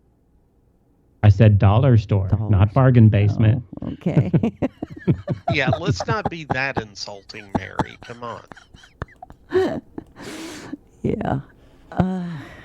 Anyway. And I liked him. My favorite, Richard Johnson, a.k.a. Edward Rackham, a.k.a. Snidely Whiplash. Yeah. That guy was awesome. If they just gave him a little bit more mustache, he could have literally twirled it on screen and become, like, you know, villain Hall of Fame. This guy was like shooting pistols and eating steak dinners and making goo-goo eyes at the voodoo priestess. And, oh, man, this guy. I loved him. Oh, yeah. And don't forget his weird obsession with Barbara Bach's character, Amanda.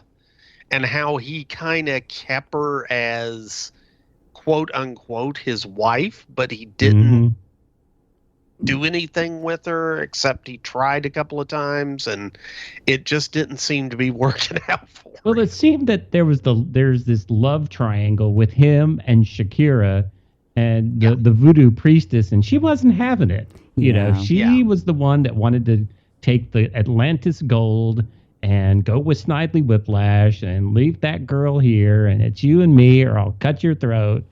So I think that there was something else going on there behind the scenes, and Barbara Bach, you know, she just kept running interference on that. I think you're right there, and you know there was a lot to unpack in all that love triangle relationship stuff. And it was really creepy because her father brought her there when she was, 7? Yeah. Yeah. That was kind of creepy. Well, but remember, this is what these days we would call grooming, right? It's like, you go send your dad down to the creepy milk lab to make more Fishmen juice, and you stay up here with me, little girl, and oh boy. Creepy. Yeah. I want to know when there's going to be a mad scientist that's a woman and brings her young son. I'm thinking about if I've ever seen something like that. Seen that. You never get the mad scientist woman. No, if you gender flip it, it's like, what? No. Yeah. Yeah, if you gender flip it, it tends to be a veterinarian. And they're not a mad veterinarian either. They tend to be a very nice, sweet veterinarian who was widowed and is raising her son. Yeah, see, they need to make a mad scientist female with a son that, just a pretty boy son. Pretty boy son that grows up and has to do stuff to make sure that the bad Snidely Whiplash doesn't kill his crazy mother. Played by Dirk Benedict. Exactly. I guess a little bit too old for that, though. Well, he could be I don't know, he could be the villainous grandfather. I don't know. Maybe. Anyway, Richard Johnson, Snidely Whiplash, was really, really huge in British film and television. I mean, he was like in everything back then. And he's described as debonair and handsome, but so he played Playboy types. But I don't get that. What don't you get, Mary? I didn't think he was that debonair and handsome. Actually, I could totally see that in the film. He had a way of carrying himself like he was a gentleman. Okay. Yeah. Yeah. You know? Right. Yeah. Okay. Have you seen Django Unchained? I have, but I don't remember it. Okay, well, that was one of the newer movies, and that's the one where Leonardo DiCaprio plays the slave owner that owns Django's wife, I believe it is at the time. And so he and his partner have gone to get her back. But DiCaprio's character, when we were talking about the Snidely Whiplash and the mustache and everything else, I swear, for some reason, I kept thinking of Leonardo DiCaprio's character from that when I would see this guy. Huh. Okay. And I don't know why. Okay, I'm looking up pictures of him when he was younger. Yeah, he was good looking, debonair. I think Rackham is good looking in like a good soap opera villain, from the 70s or 80s with that kind of porn stash, slick back hair, malevolent sexuality. I think Rackham has that. I think that's the particular niche that he landed squarely in. Well, that's what at the beginning, he was considered debonair playboy type. He didn't have the mustache. He was just a good-looking guy that got all the women. And then he became a good-looking bad guy that had to force all the women. Yeah. Oh, well. And his second wife was Kim Novak. To what? His second wife was Kim Novak. What about his third? I don't know. See? Don't make me look that up. Well, I do think it's interesting because his career sort of took a turn at some point in the 70s, and all of a sudden he's doing all these Italian films. That seems to happen to a lot of, like, character actors or not super movie stars, just stars. It's like they get older and they end up going to Italy. Well, here's the thing. If you're not getting the roles that you want in the U.S. because, and I'm going to imagine air quotes here, you've aged out or something of that nature, then, that is a legitimate thing to go to Europe and start making some films like that. I mean, look, that's kind of what happened with Lee Van Cleef, for example. He was not having the success he wanted in the U.S., and he ended up going over and doing the spaghetti westerns, and that's what kicked his career into high gear along with Clint Eastwood. So, came back to America to play the Master Ninja. Well, yes, and it led to his ultimate role as the Master Ninja in the TV show in the 80s. Ah. Okay. Starring a Van Patten of one or another. Yeah. Who knows? All the Van Pattens are interchangeable, except for the dad. Oh, Richard Johnson was in Deadlier Than the Mail. And that's kind of like a spy thing, isn't it? Wait, I think it's a Euro spy, yeah. It is a Euro spy, and yes, we did it, Mary. Yeah. He's Bull Drummond in that. Yeah. Huh. Learn something new every day. Yeah. Gonna have to go back and watch that movie, I guess. Well, we did cover it on the podcast, Mary, so in theory, you know all about it. He was also in Space 1999 as a guest star. Yeah. Well, I think everybody in England at one point or another during the 70s got the guest star on Space 1999. Not that there's anything wrong with that. No. Not a thing in the world. I love me some Space 1999. So. True. Oh, yeah. I still remember the episode with Brian Blessed in it. Mm-hmm. So, yes. All right. That's definitely going down a side road. All right. Yes. Back on track. Focus. Yeah. Focus, Mary. Focus. Okay. What were we talking about? Oh, Richard Johnson. Yeah. Well, we were talking about Richard Johnson and his long list of, credits. But what about Joseph Cotten? I know. That dude, he has a list of films that goes back forever. I know. I didn't recognize him.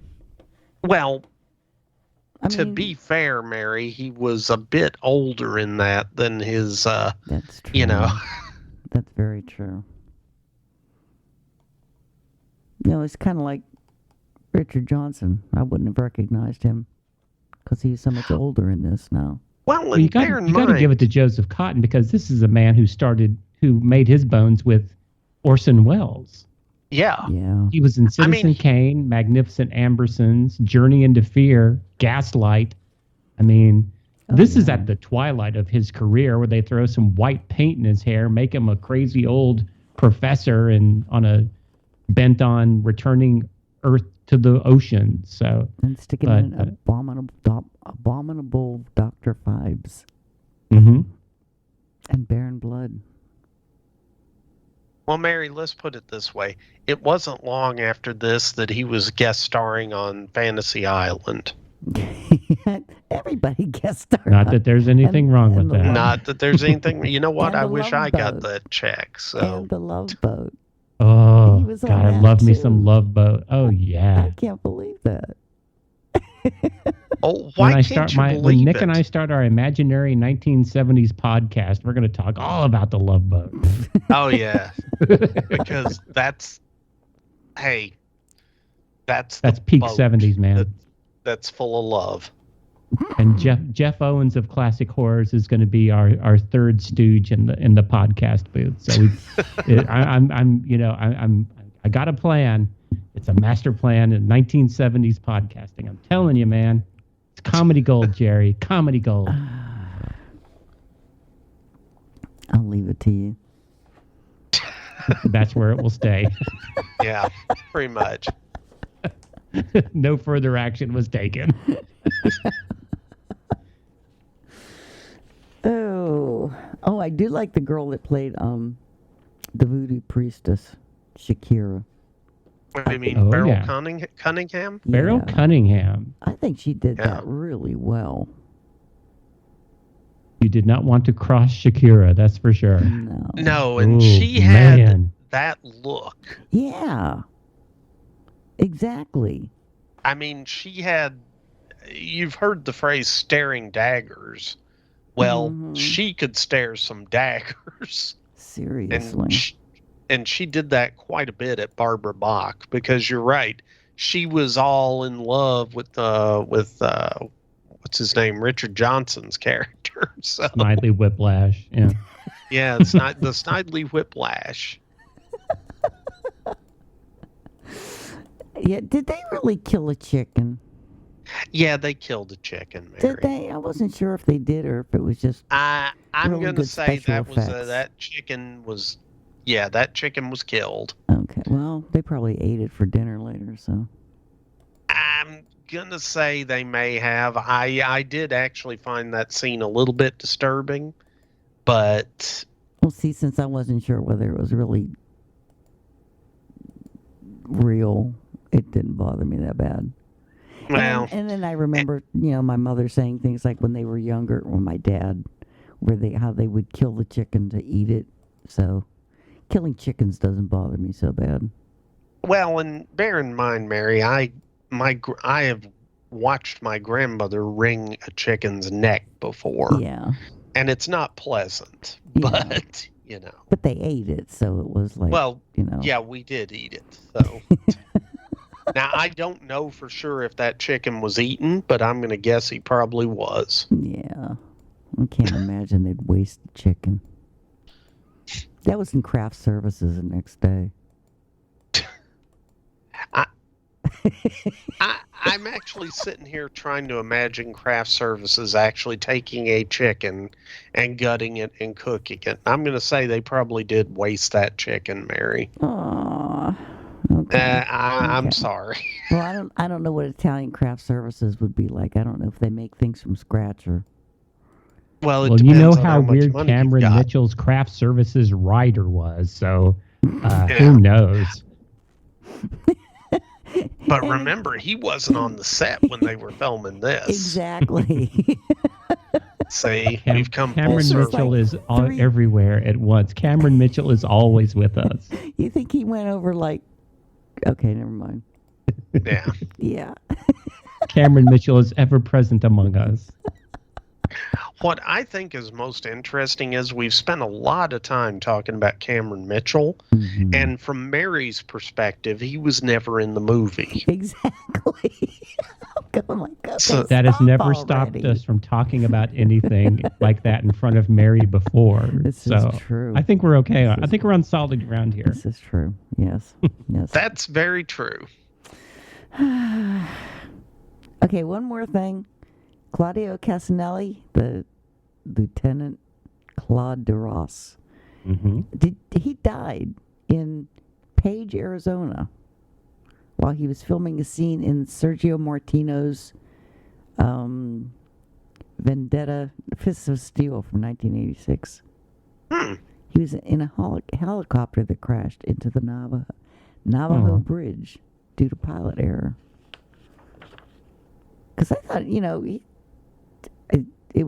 I had to look it up because I was surprised that his didn't have a big movie thing. I mean, he started doing like Hercules movies and Adventure for Hercules, and then he did then it kind of like after 86 he didn't say anything, so I kind of looked into it and found that out. And John Saxon was in that movie, Fists of Steel, the one that this guy died in. Okay. And I've been at Page, Arizona. So that's why it kind of hit me. It's like, wow. So it's come full circle Yes, again. it has. Who was that other guy that died in an airplane crash? Vic Morrow. Yeah, that's it. Yeah. Helicopter. The Twilight Zone, I believe, or something. Yeah, that's it. And okay, talking about the weird circular way everything's related, Vic Morrow was in Humanoids from the Deep. Combat. See, we've tied it all back into each other. So what we're finding out here is that all actors in all movies that were active in the late 70s somehow or other tie into Island of the Fishmen. True. It's 7 degrees of Island of Fishmen. Exactly. Okay, Well, Barbara Bach was in Humanoid. Is that Humanoid from the Deep, or is that a different movie? In Humanoid's a completely different film, Mary. Okay. Stop mixing your humanoids. Then I'll end up with Fishmen. Well, salmon fishmen. Let's differentiate. There's salmon fishmen, and then there are whatever these guys were, which they kept showing a puffer fish in an aquarium. So I don't know. Maybe they had some puffer fish in them. Maybe that's where that hairy stuff came from, because they had an angelfish in there too. Oh, see, there you go. There you go. I love those underwater scenes with that fur or that hair. Those are really good. Well, it's probably cheaper than latex, so it can cover a multitude of sins when it comes to having a full body Gilman outfit, maybe. And it was a really good suit too, because they were swimming in those things. Yeah. And a lot of those fishermen suits are like made of, I don't know, something that makes them float. So they can't actually swim in them very well. Well, you also don't want your actors to drown. That's true. that tends to make a production run over budget when you have to pay for funerals. Wasn't that in the original one, the Creature from the Black Lagoon? Didn't that suit get really filled up with water? Well, they had two separate suits. There was one for underwater that Rico Browning used in the underwater scenes, and there was an above ground suit that Ben Chapman wore as the on land creature. Maybe I'm thinking about a different suit that got wet and the guy almost drowned from it, because it was like a water suit like that, and it got real heavy and didn't want to come back up again. Ugh. Oh, and the scene where that they burnt down that house. It looks like they really burnt down that house. They probably did burn down that house, Mary, because it was made of balsa wood. I know, but I liked it. It was nice. I was upset that they burnt that down. That that was very much an exterior set. Yeah. Yeah. Well, they filmed this in Sardinia and Nuoro. I don't know where Nuoro is. It's in Italy. Wonder if it's an island. Somebody Googled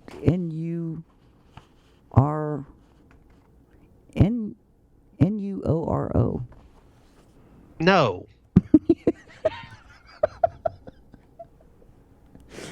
Why? Stand up for your rights, Nick. Don't you let her boss you around like that. I'm not Googling that, Mary. Well, I will. There we go. You can do it. But I can't type. Okay. So No. here we are, folks, in the podcast, waiting for Mary to Google an island. No, it's 30 minutes a city later. in central eastern. Oh, Sardinia. So it is. It's in the slopes.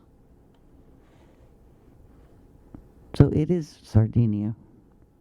And that, dear listeners, concludes our geography lesson for the day on the B Movie Cast. Thank you for joining.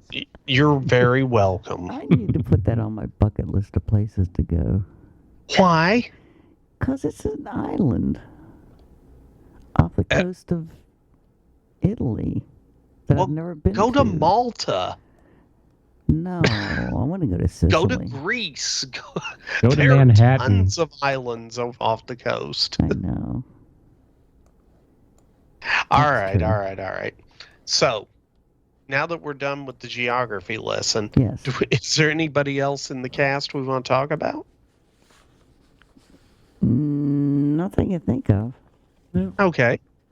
Well, I tell you what, I'm going to hit the synopsis then. Okay, wait. The music was by Luciano Michelini, and there's actually a soundtrack by Fin de Siècle, a 6-page digipack with a great front cover artwork and stills from the movie reproduced inside. So there's a soundtrack from this movie for anybody that's into it. They did have some good sound. It's some good music. It did. I'm not going to disagree with you. I'm not sure that I'm going to rush out and try and buy the the collector's edition soundtrack to it, but you know. True. It definitely had music to swim with Fishmen by. How about that? Yes, it did. Yes. Okay. All right. So, anything else? Just the cinematographer was really great. Yeah, well, but he hit worked that on a lot of Martino movies. Yeah. Okay. All right.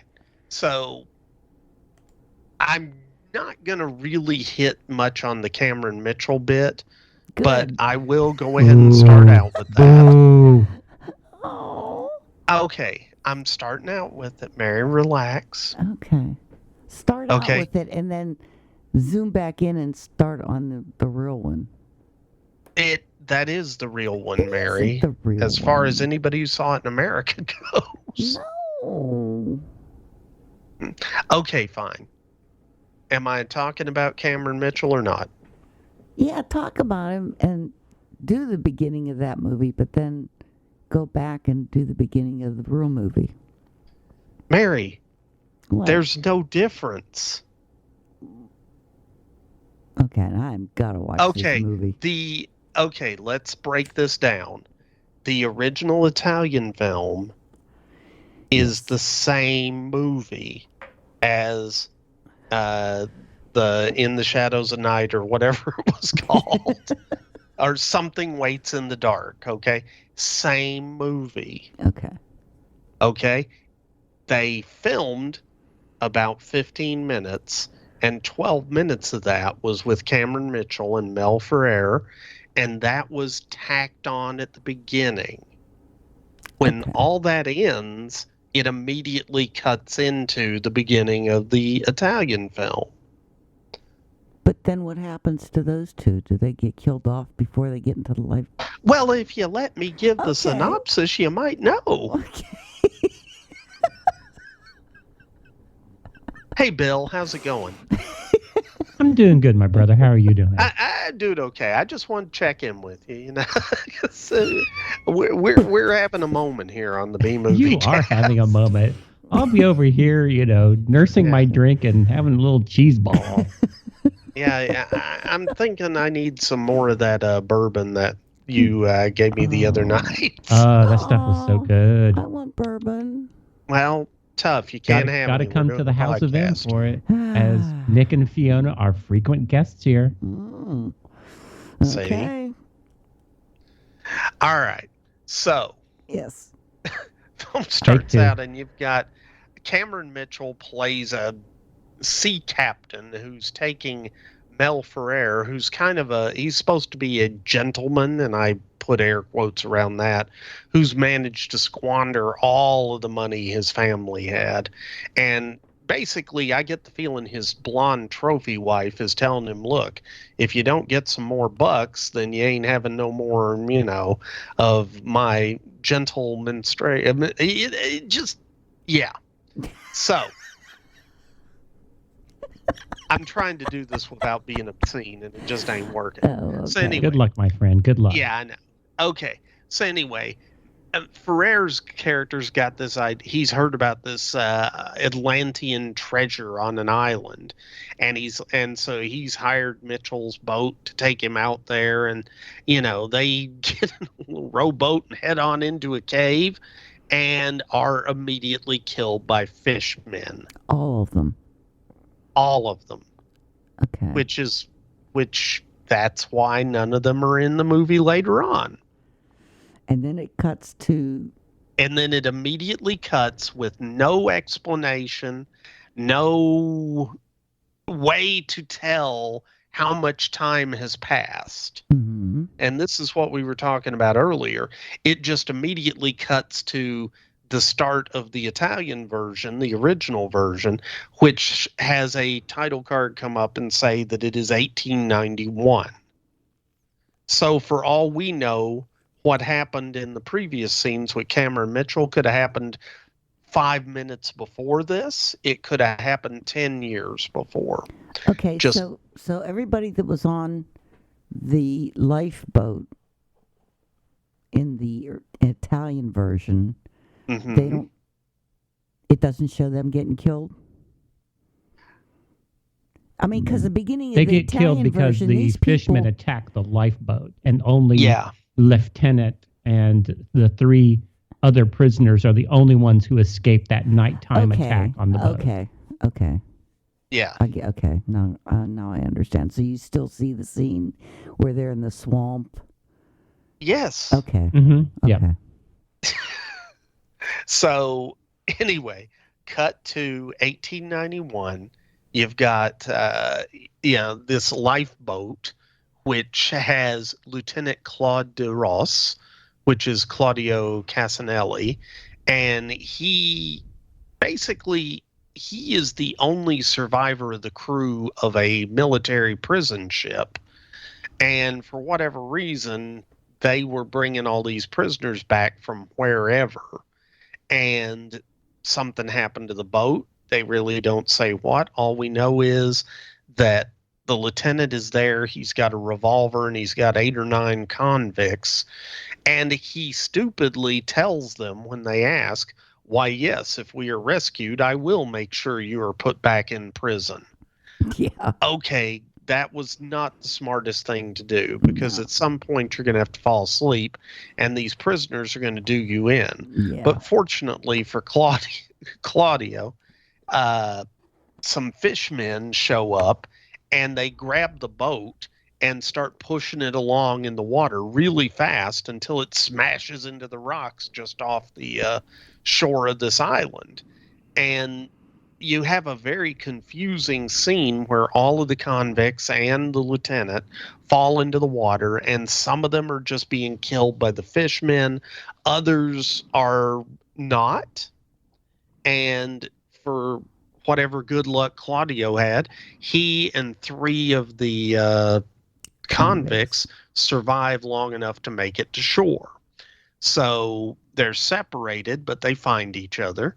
And the lieutenant actually saves the life of Jose, because the lieutenant just found a guy who died after drinking some of this very disgusting muddy water, which you have to be pretty thirsty to drink that. But I could see that being the case because, they're out there on an island in the hot sun all day. So anyway, he saves Jose. Then 2 more of the prisoners show up, and they're all kind of working together, kind of not. And one of the guys says, hey, I'm going to go out and hunt. And so the lieutenant gives him his pocket knife because he's lost his gun. And I guess he thinks giving this guy his pocket knife is a good way to get some food. I don't know. But this guy goes off and he gets killed by the Fishmen. It was also very good for clearing the brush and cattails out of his way as he wandered aimlessly through the swamp. Oh, yeah. He was definitely a master hunter. And he immediately gets killed by the Fishmen. But this is the scene that you were talking about, Mary, where it shows the close-ups of the Fishmen's eyes. Yeah. And yes, they looked very realistic, like semi-wet eyes. I really kept wanting to put some Visine in them because they looked like they were drying out, and I just felt bad for the Fishmen. Yeah. But that's beside the point. So anyway, they're going through the jungle, and the lieutenant and one of the other guys fall into a pit trap. Yeah. And so now we're down to the lieutenant and just 2 prisoners. I think there were originally 4, and now we're down to 2. Well, one of them tries, the lieutenant's hanging on for dear life. One of them's like, yeah, we'll let him die. But Jose's like, no, he saved my life. So he knocks this other guy out, and they get up and all is forgiven. Him. Yeah, and he pulls him out of the pit, and they wander off again, only to have the other guy get killed by Fishmen too. After he wanders away from the group. I mean, it's very a little much bit of Rapey McRaperson going on there when he followed Barbara Bach out, right? That's right, because I'm skipping the bit where they find all these graves. Yeah. And the voodoo the village or have whatever. all Yeah. been dug up. And so they're trying to figure out what happened. And then a snake suddenly appears and everybody's paralyzed. But fortunately, Barbara Bach shows up, and she is the best shot in the world. Yes. Because she's on horseback about 150 feet away and manages to shoot the head off the snake. So good on Which you, was a Barbara Bach. non-poisonous, non-venomous snake, which mysteriously had a rattle. So go figure. Yeah, well, that's the thing, Bill. You have to understand, in movies, all snakes that are portrayed as venomous have to have a rattle, unless they're a cobra. Because we all recognize the cobra as a deadly snake, but otherwise we have to let people know that it's dangerous because it rattles, even though, as you said, it was a yellow snake with a long vertical black stripe. Yeah, that thing wasn't poisonous. No. You are wise in the ways of filmmaking, Nick. You are so wise. Well, it's also not a good idea to put really poisonous snakes around your actors. Just an observation. But anyway, so Barbara Bach saves them. Then the one prisoner that was going to let the lieutenant die, he goes after her and starts trying to, rapey McRaper. And the Fishmen come up and kill him. So we've established that the Fishmen are kind of killers. And oh, by the way, when all this happened, we also meet our main villain, Edmund Rackham, which is Richard Johnson. And he's got his really cool jungle condo with these, I guess, helpers who it's implied were brought in from the Caribbean, because Shakira's his voodoo priestess. Mm-hmm. And voodoo is very much a Caribbean island thing, but I don't know where this was supposed to be, but I got the impression it wasn't the Caribbean. But it was that's the island of the Fishmen. It's what it says on the tin, Nick. That's true. It's the island of the Fishmen. I thought they were like the people who were the natives who hadn't gotten turned into fishmen. Spoiler alert, Mary. Dang, Mary. I'm sorry. I was getting there. So the idea is, Mary, that all these empty graves and whatnot were part of the doctor who was not quite mad, Joseph Cotton, Dr. Marvin's experiments, and he was experimenting to turn humans into fishmen, but at this point we don't know that. Yes. So the lieutenant's trying to figure out what's going on. And and he has dinner with the professor, or excuse me, with Rackham, excuse me. And Rackham is very sinister. I mean, he actually tells him at dinner that on this island I am the law and I could have you killed. And to which Casanelli replies, well, you could have me killed, but you won't because you're bored and I'm entertaining you. And that was as good a reason not to as any, apparently, so he doesn't kill him. But Jose goes running off, and he gets captured by the fishmen and taken, but maybe not killed. Dun, dun, dun. So anyhow, also, did you know that Jose was the only one who knew like all the exposition and the backstory of what the heck was going on this island? He seemed to have because he's the one knowledge.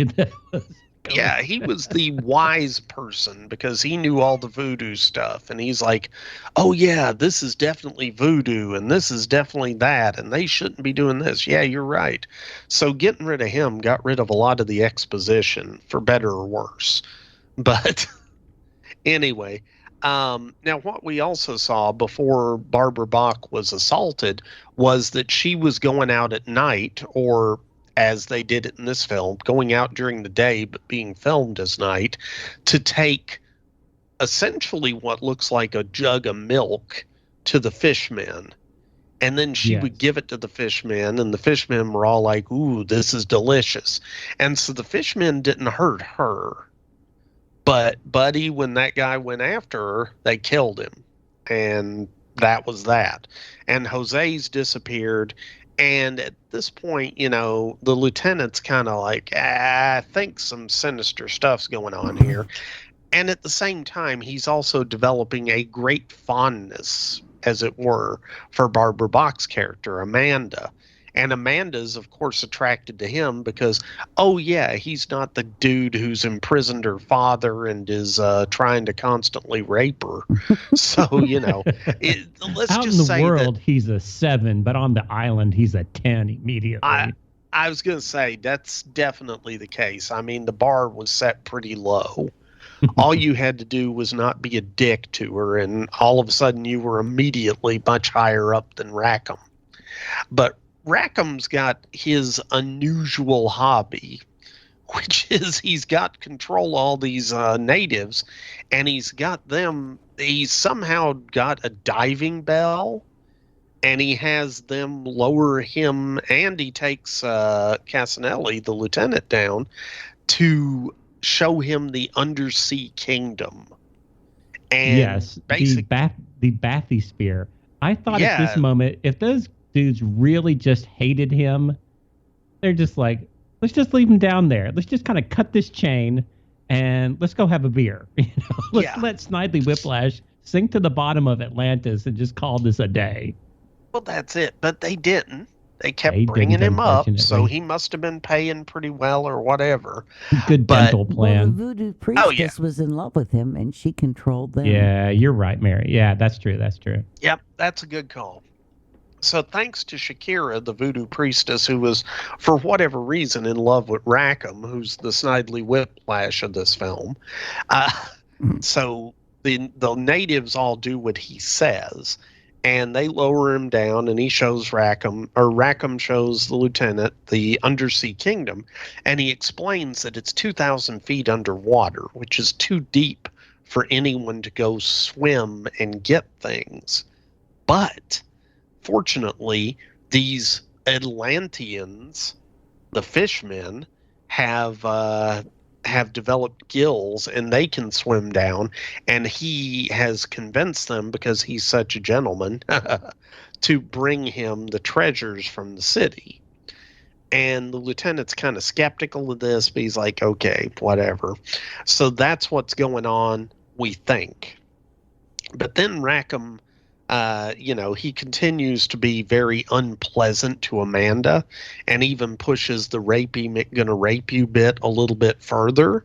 And it's only Shakira interfering that stops him at this point. And so the lieutenant decides, I think I need to get Amanda out of here. So he tries to convince her to leave with him, and that ends up putting him on the bad side of Rackham, who is probably going to kill him, except for the fact that the lieutenant is a doctor.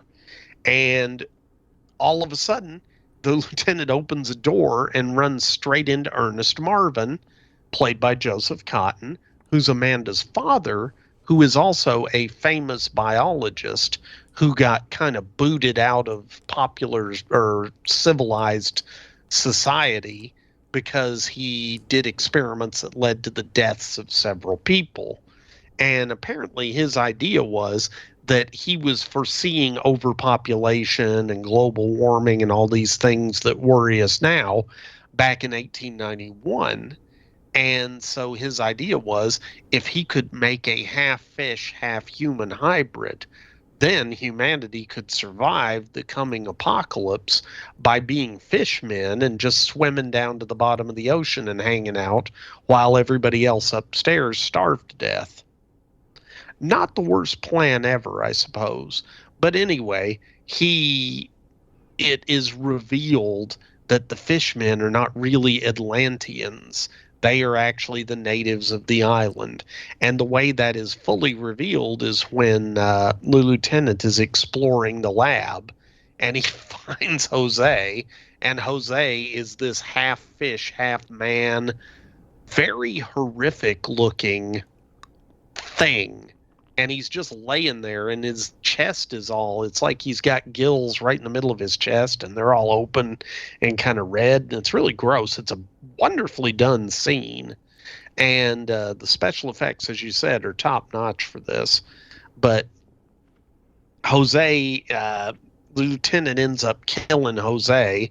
And the only reason that Rackham has kept the lieutenant alive is because he's using his medical skills to keep Marvin alive, because Marvin's sick and's got some kind of infection.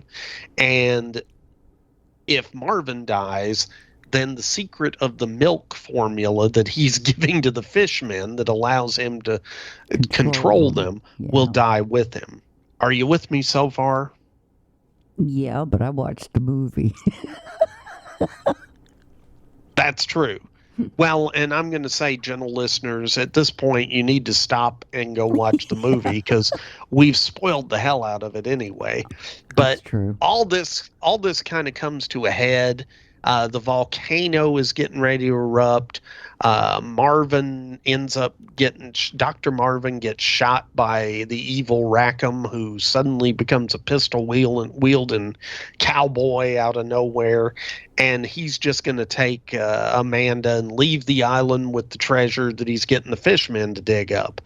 Well, Shakira doesn't like that. She wants Barbara to be killed. Oh, and they throw the lieutenant into a pressure tank, and Rackham starts filling it with water. But he does the usual Bond villain thing of, I'm sure you will die, so I'm just going to leave you alone to your own devices.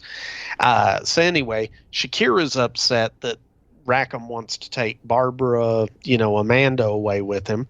So she goes after Rackham with a knife, and Rackham says you shouldn't bring a knife to a gunfight and shoots her. At that point, I was honestly expecting the natives to rebel. Yeah.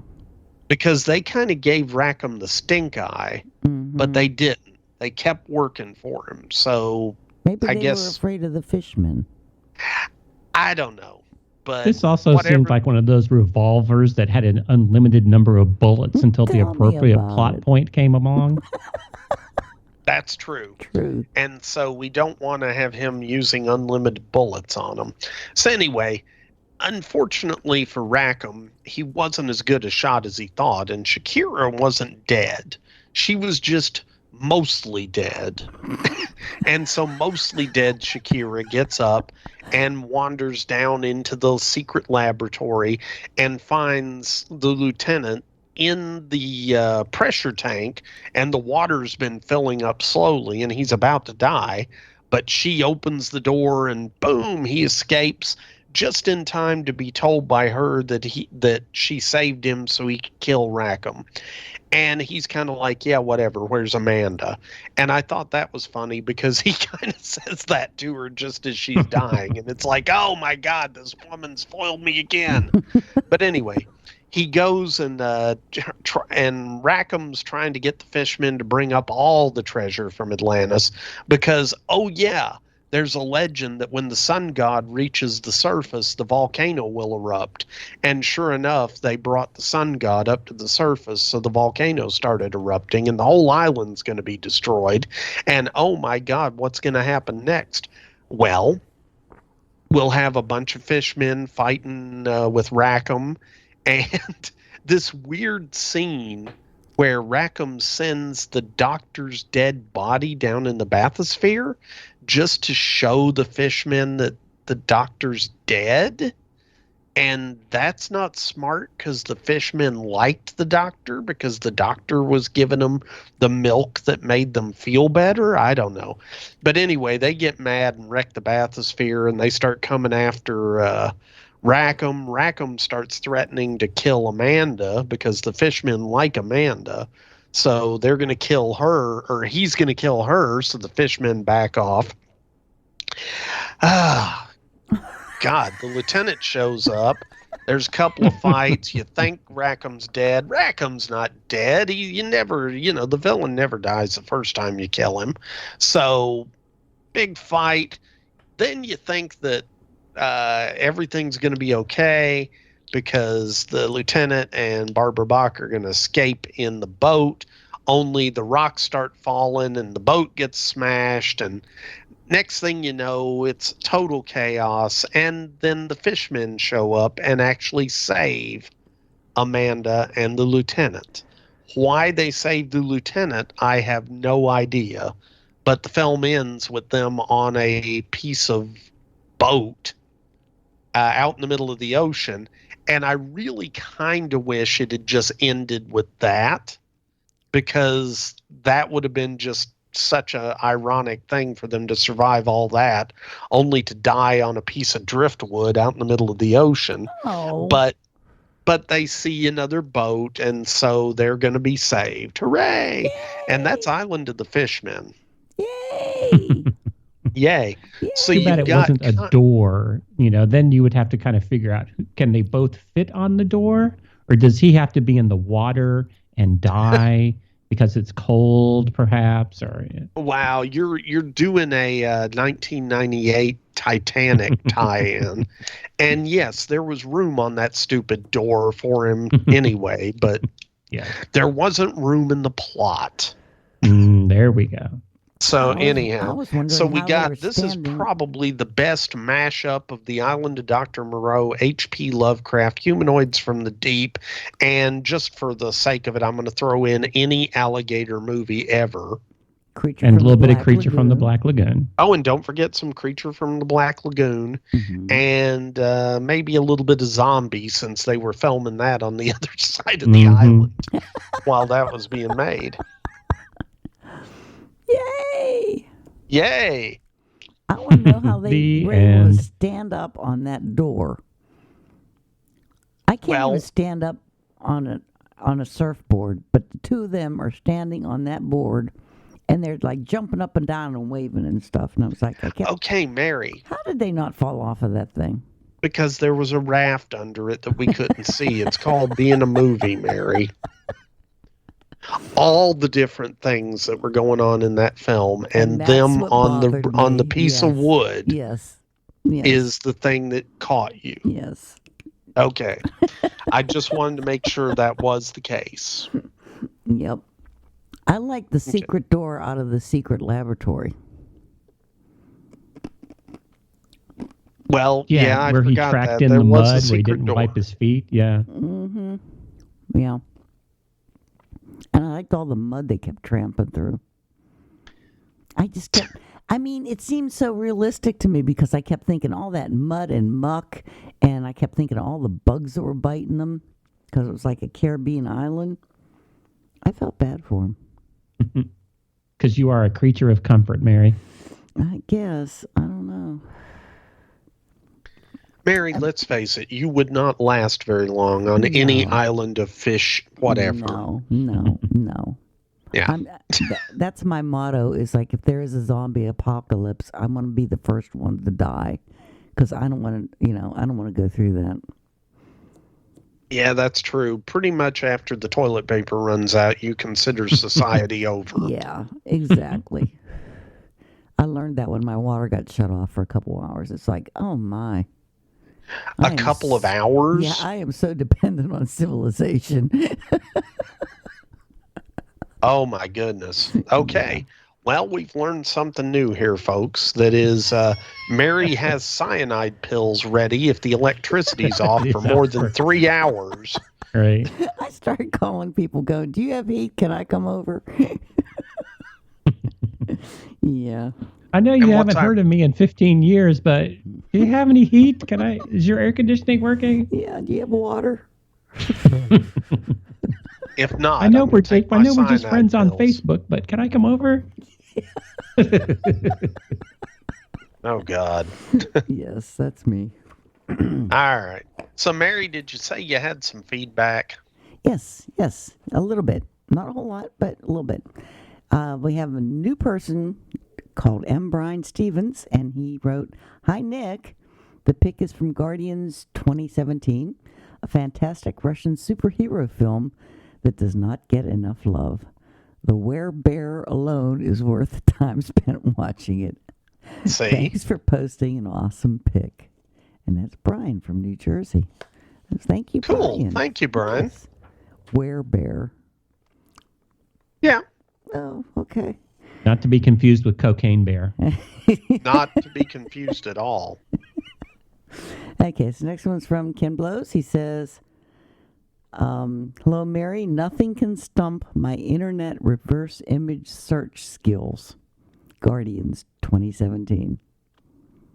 So Wow. I have to learn how to do that internet reverse image search. Mary, you can't remember what movies we've done on the podcast. How are you going to figure that out? I'll call somebody. Fair. And it won't be the person. Do you with have water. any heat? And can you tell me how to do reverse Google image search if I come over? I know, it's so sad. And can you install my TV for me? Really? While you're at it, make the light in my living room work again. And I've got a hole in my garage and there's a dead car in it. Can you do anything about that? I need a handyman. Okay. This next one is a voicemail from Paul, the retired mailman. And he was still in Mesa, Arizona when he recorded this one. Hello there, Monster Bash fans and family and everybody. Paul, the retired mailman, out here in Mesa, Arizona. But not for long. Tomorrow morning I fly out and fly back home to my own little apartment somewhere near Rochester, New York. Oh, boy, it's been a crazy experience out here helping out Mom, but she's gotten to a point where she can pretty much do for herself. That's great. She's got lots of friends and family in the area, so it's time for me to go and take care of my own business. Internet here at Mom's place is kind of crappy, so I'm kind of behind in B-Movie casts. Downloading shows is takes forever. So I'm about halfway through Day of the Beast because the streaming here is so horrible. But I did watch Krampus last night, or a couple nights ago, because one of the TV stations ran it, and I was able to DVR it and watch it. Wow. Last night I watched Frankenstein 1970 because the leading lady is going to be at Monster Bash, since this next Monster Bash, so I wanted to get that movie under my belt before I went out there.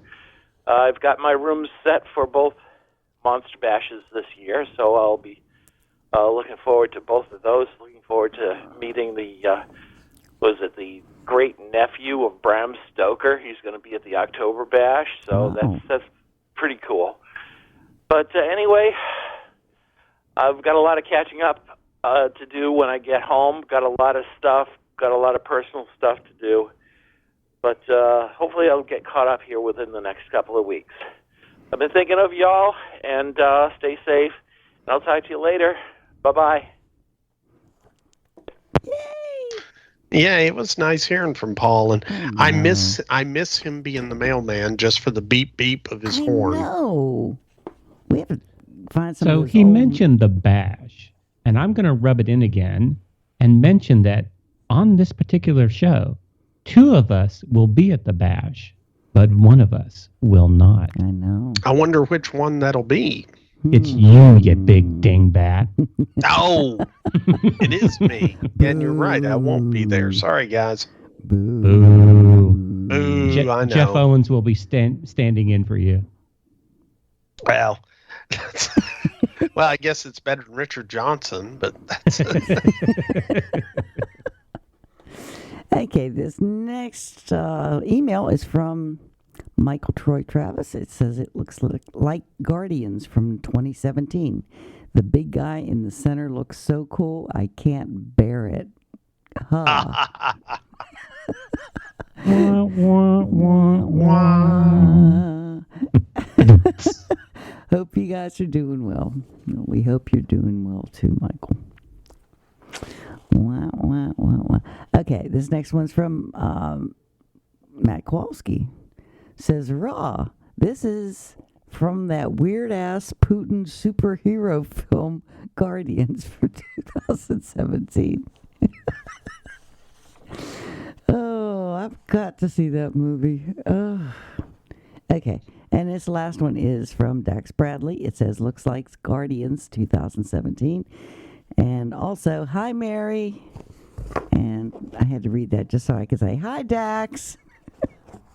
And that's it. Feedback is over. Podcast is over.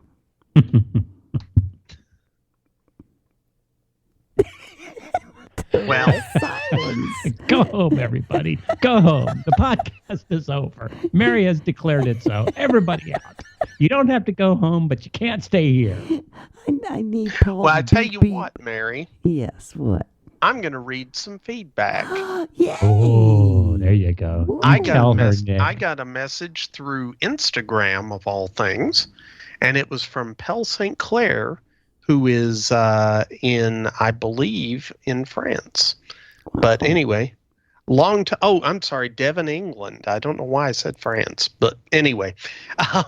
I'm a longtime listener of the B-Movie podcast from Devon, England. Being a Brit, I particularly enjoy the shows with Mark Mostyn, as I love to hear the American and English opinions of the movies I grew up with. So I have a couple of suggestions you may be interested in. The first one is Shout from 1978, starring Alan Bates, John Hurt, and Susanna York. Another one is The Man Who Haunted Himself, from 1970, starring Roger Moore. Ooh. I'd love to listen to your reviews of these movies, and I think Mark would like them too. Anyway, just a couple of suggestions from me, and keep up the good work. The podcast keeps me entertained while I restore our old house on Dartmoor, a place steeped in folklore and ghost stories. Ooh. All the best, Pell. Yay. So thanks, Pell. Yes. I appreciate you writing to me and surprising me by writing to me on Instagram, which I don't know how to do that. Well, it's funny because Nick Stump, one of our listeners, messages me through Twitter. Pell apparently is messaging me through Instagram. I don't know. Maybe my social media powers are strong. Ooh, cool. I want to do that second movie she talked about. Okay, the second movie he talked about is The Man Who Haunted Himself. Yes. With Roger Moore. And I was actually thinking that would be a good one to do with Mark Mostyn, since Mark was friends with Roger Moore. Yeah, that would be a good one. Put that on the list. Okay, it's on the list. Okay. It's good to hear somebody from England. We don't get a whole lot of feedback. I hear somebody from England all the time, Mary. Yeah, you do. And anyway. I'm sure she gives you feedback. Lots of it, actually. But that's beside the point. All right. Well, thank you very much for joining us, Bill. We do really appreciate it. You're very welcome. I love being here. I love being on the show. I hope I'm entertaining to at least one of your listeners, but I always love being here. Thank you so much for allowing me to come on. You're entertaining to me. There's one. That's one. Yes, thank you very much, Bill. I appreciate it. You're very welcome. Your calm voice is a nice...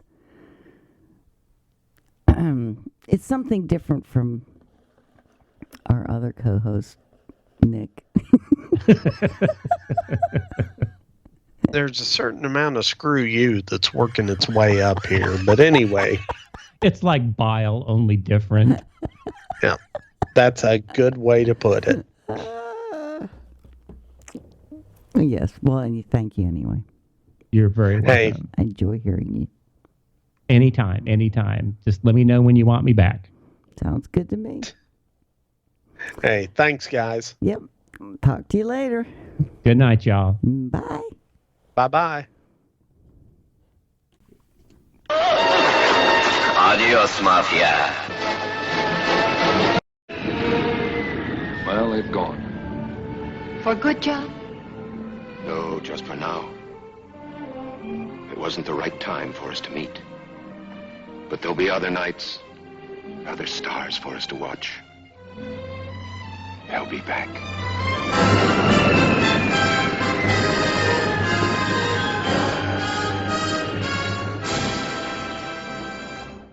The ghosts are moving tonight, restless, hungry. All right, fellas, here's your story. Greetings, my friend. We are all interested in the future, for that is where you and I are going to spend the rest of our lives. And we cannot keep this a secret any longer. Wait, Captain. I have found evidence of intelligent beings on this planet. Look to the skies, it's the B-Movie Cookbook. Menus inspired by 15 of your favorite B-movies from the 1950s, with teenage werewolves, blobs, and enough cheese for everyone. When we return to our planet, the High Court may well sentence you to torture. But until then, we've got Ed Wood and Vincent Price. There'll be food and drink and ghosts, and perhaps even a few murders. You're all invited. So impress your friends with dinner and a movie with the B-Movie Cookbook.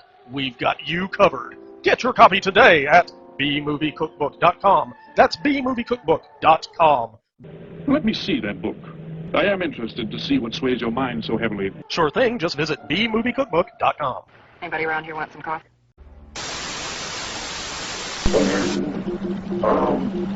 Transmission.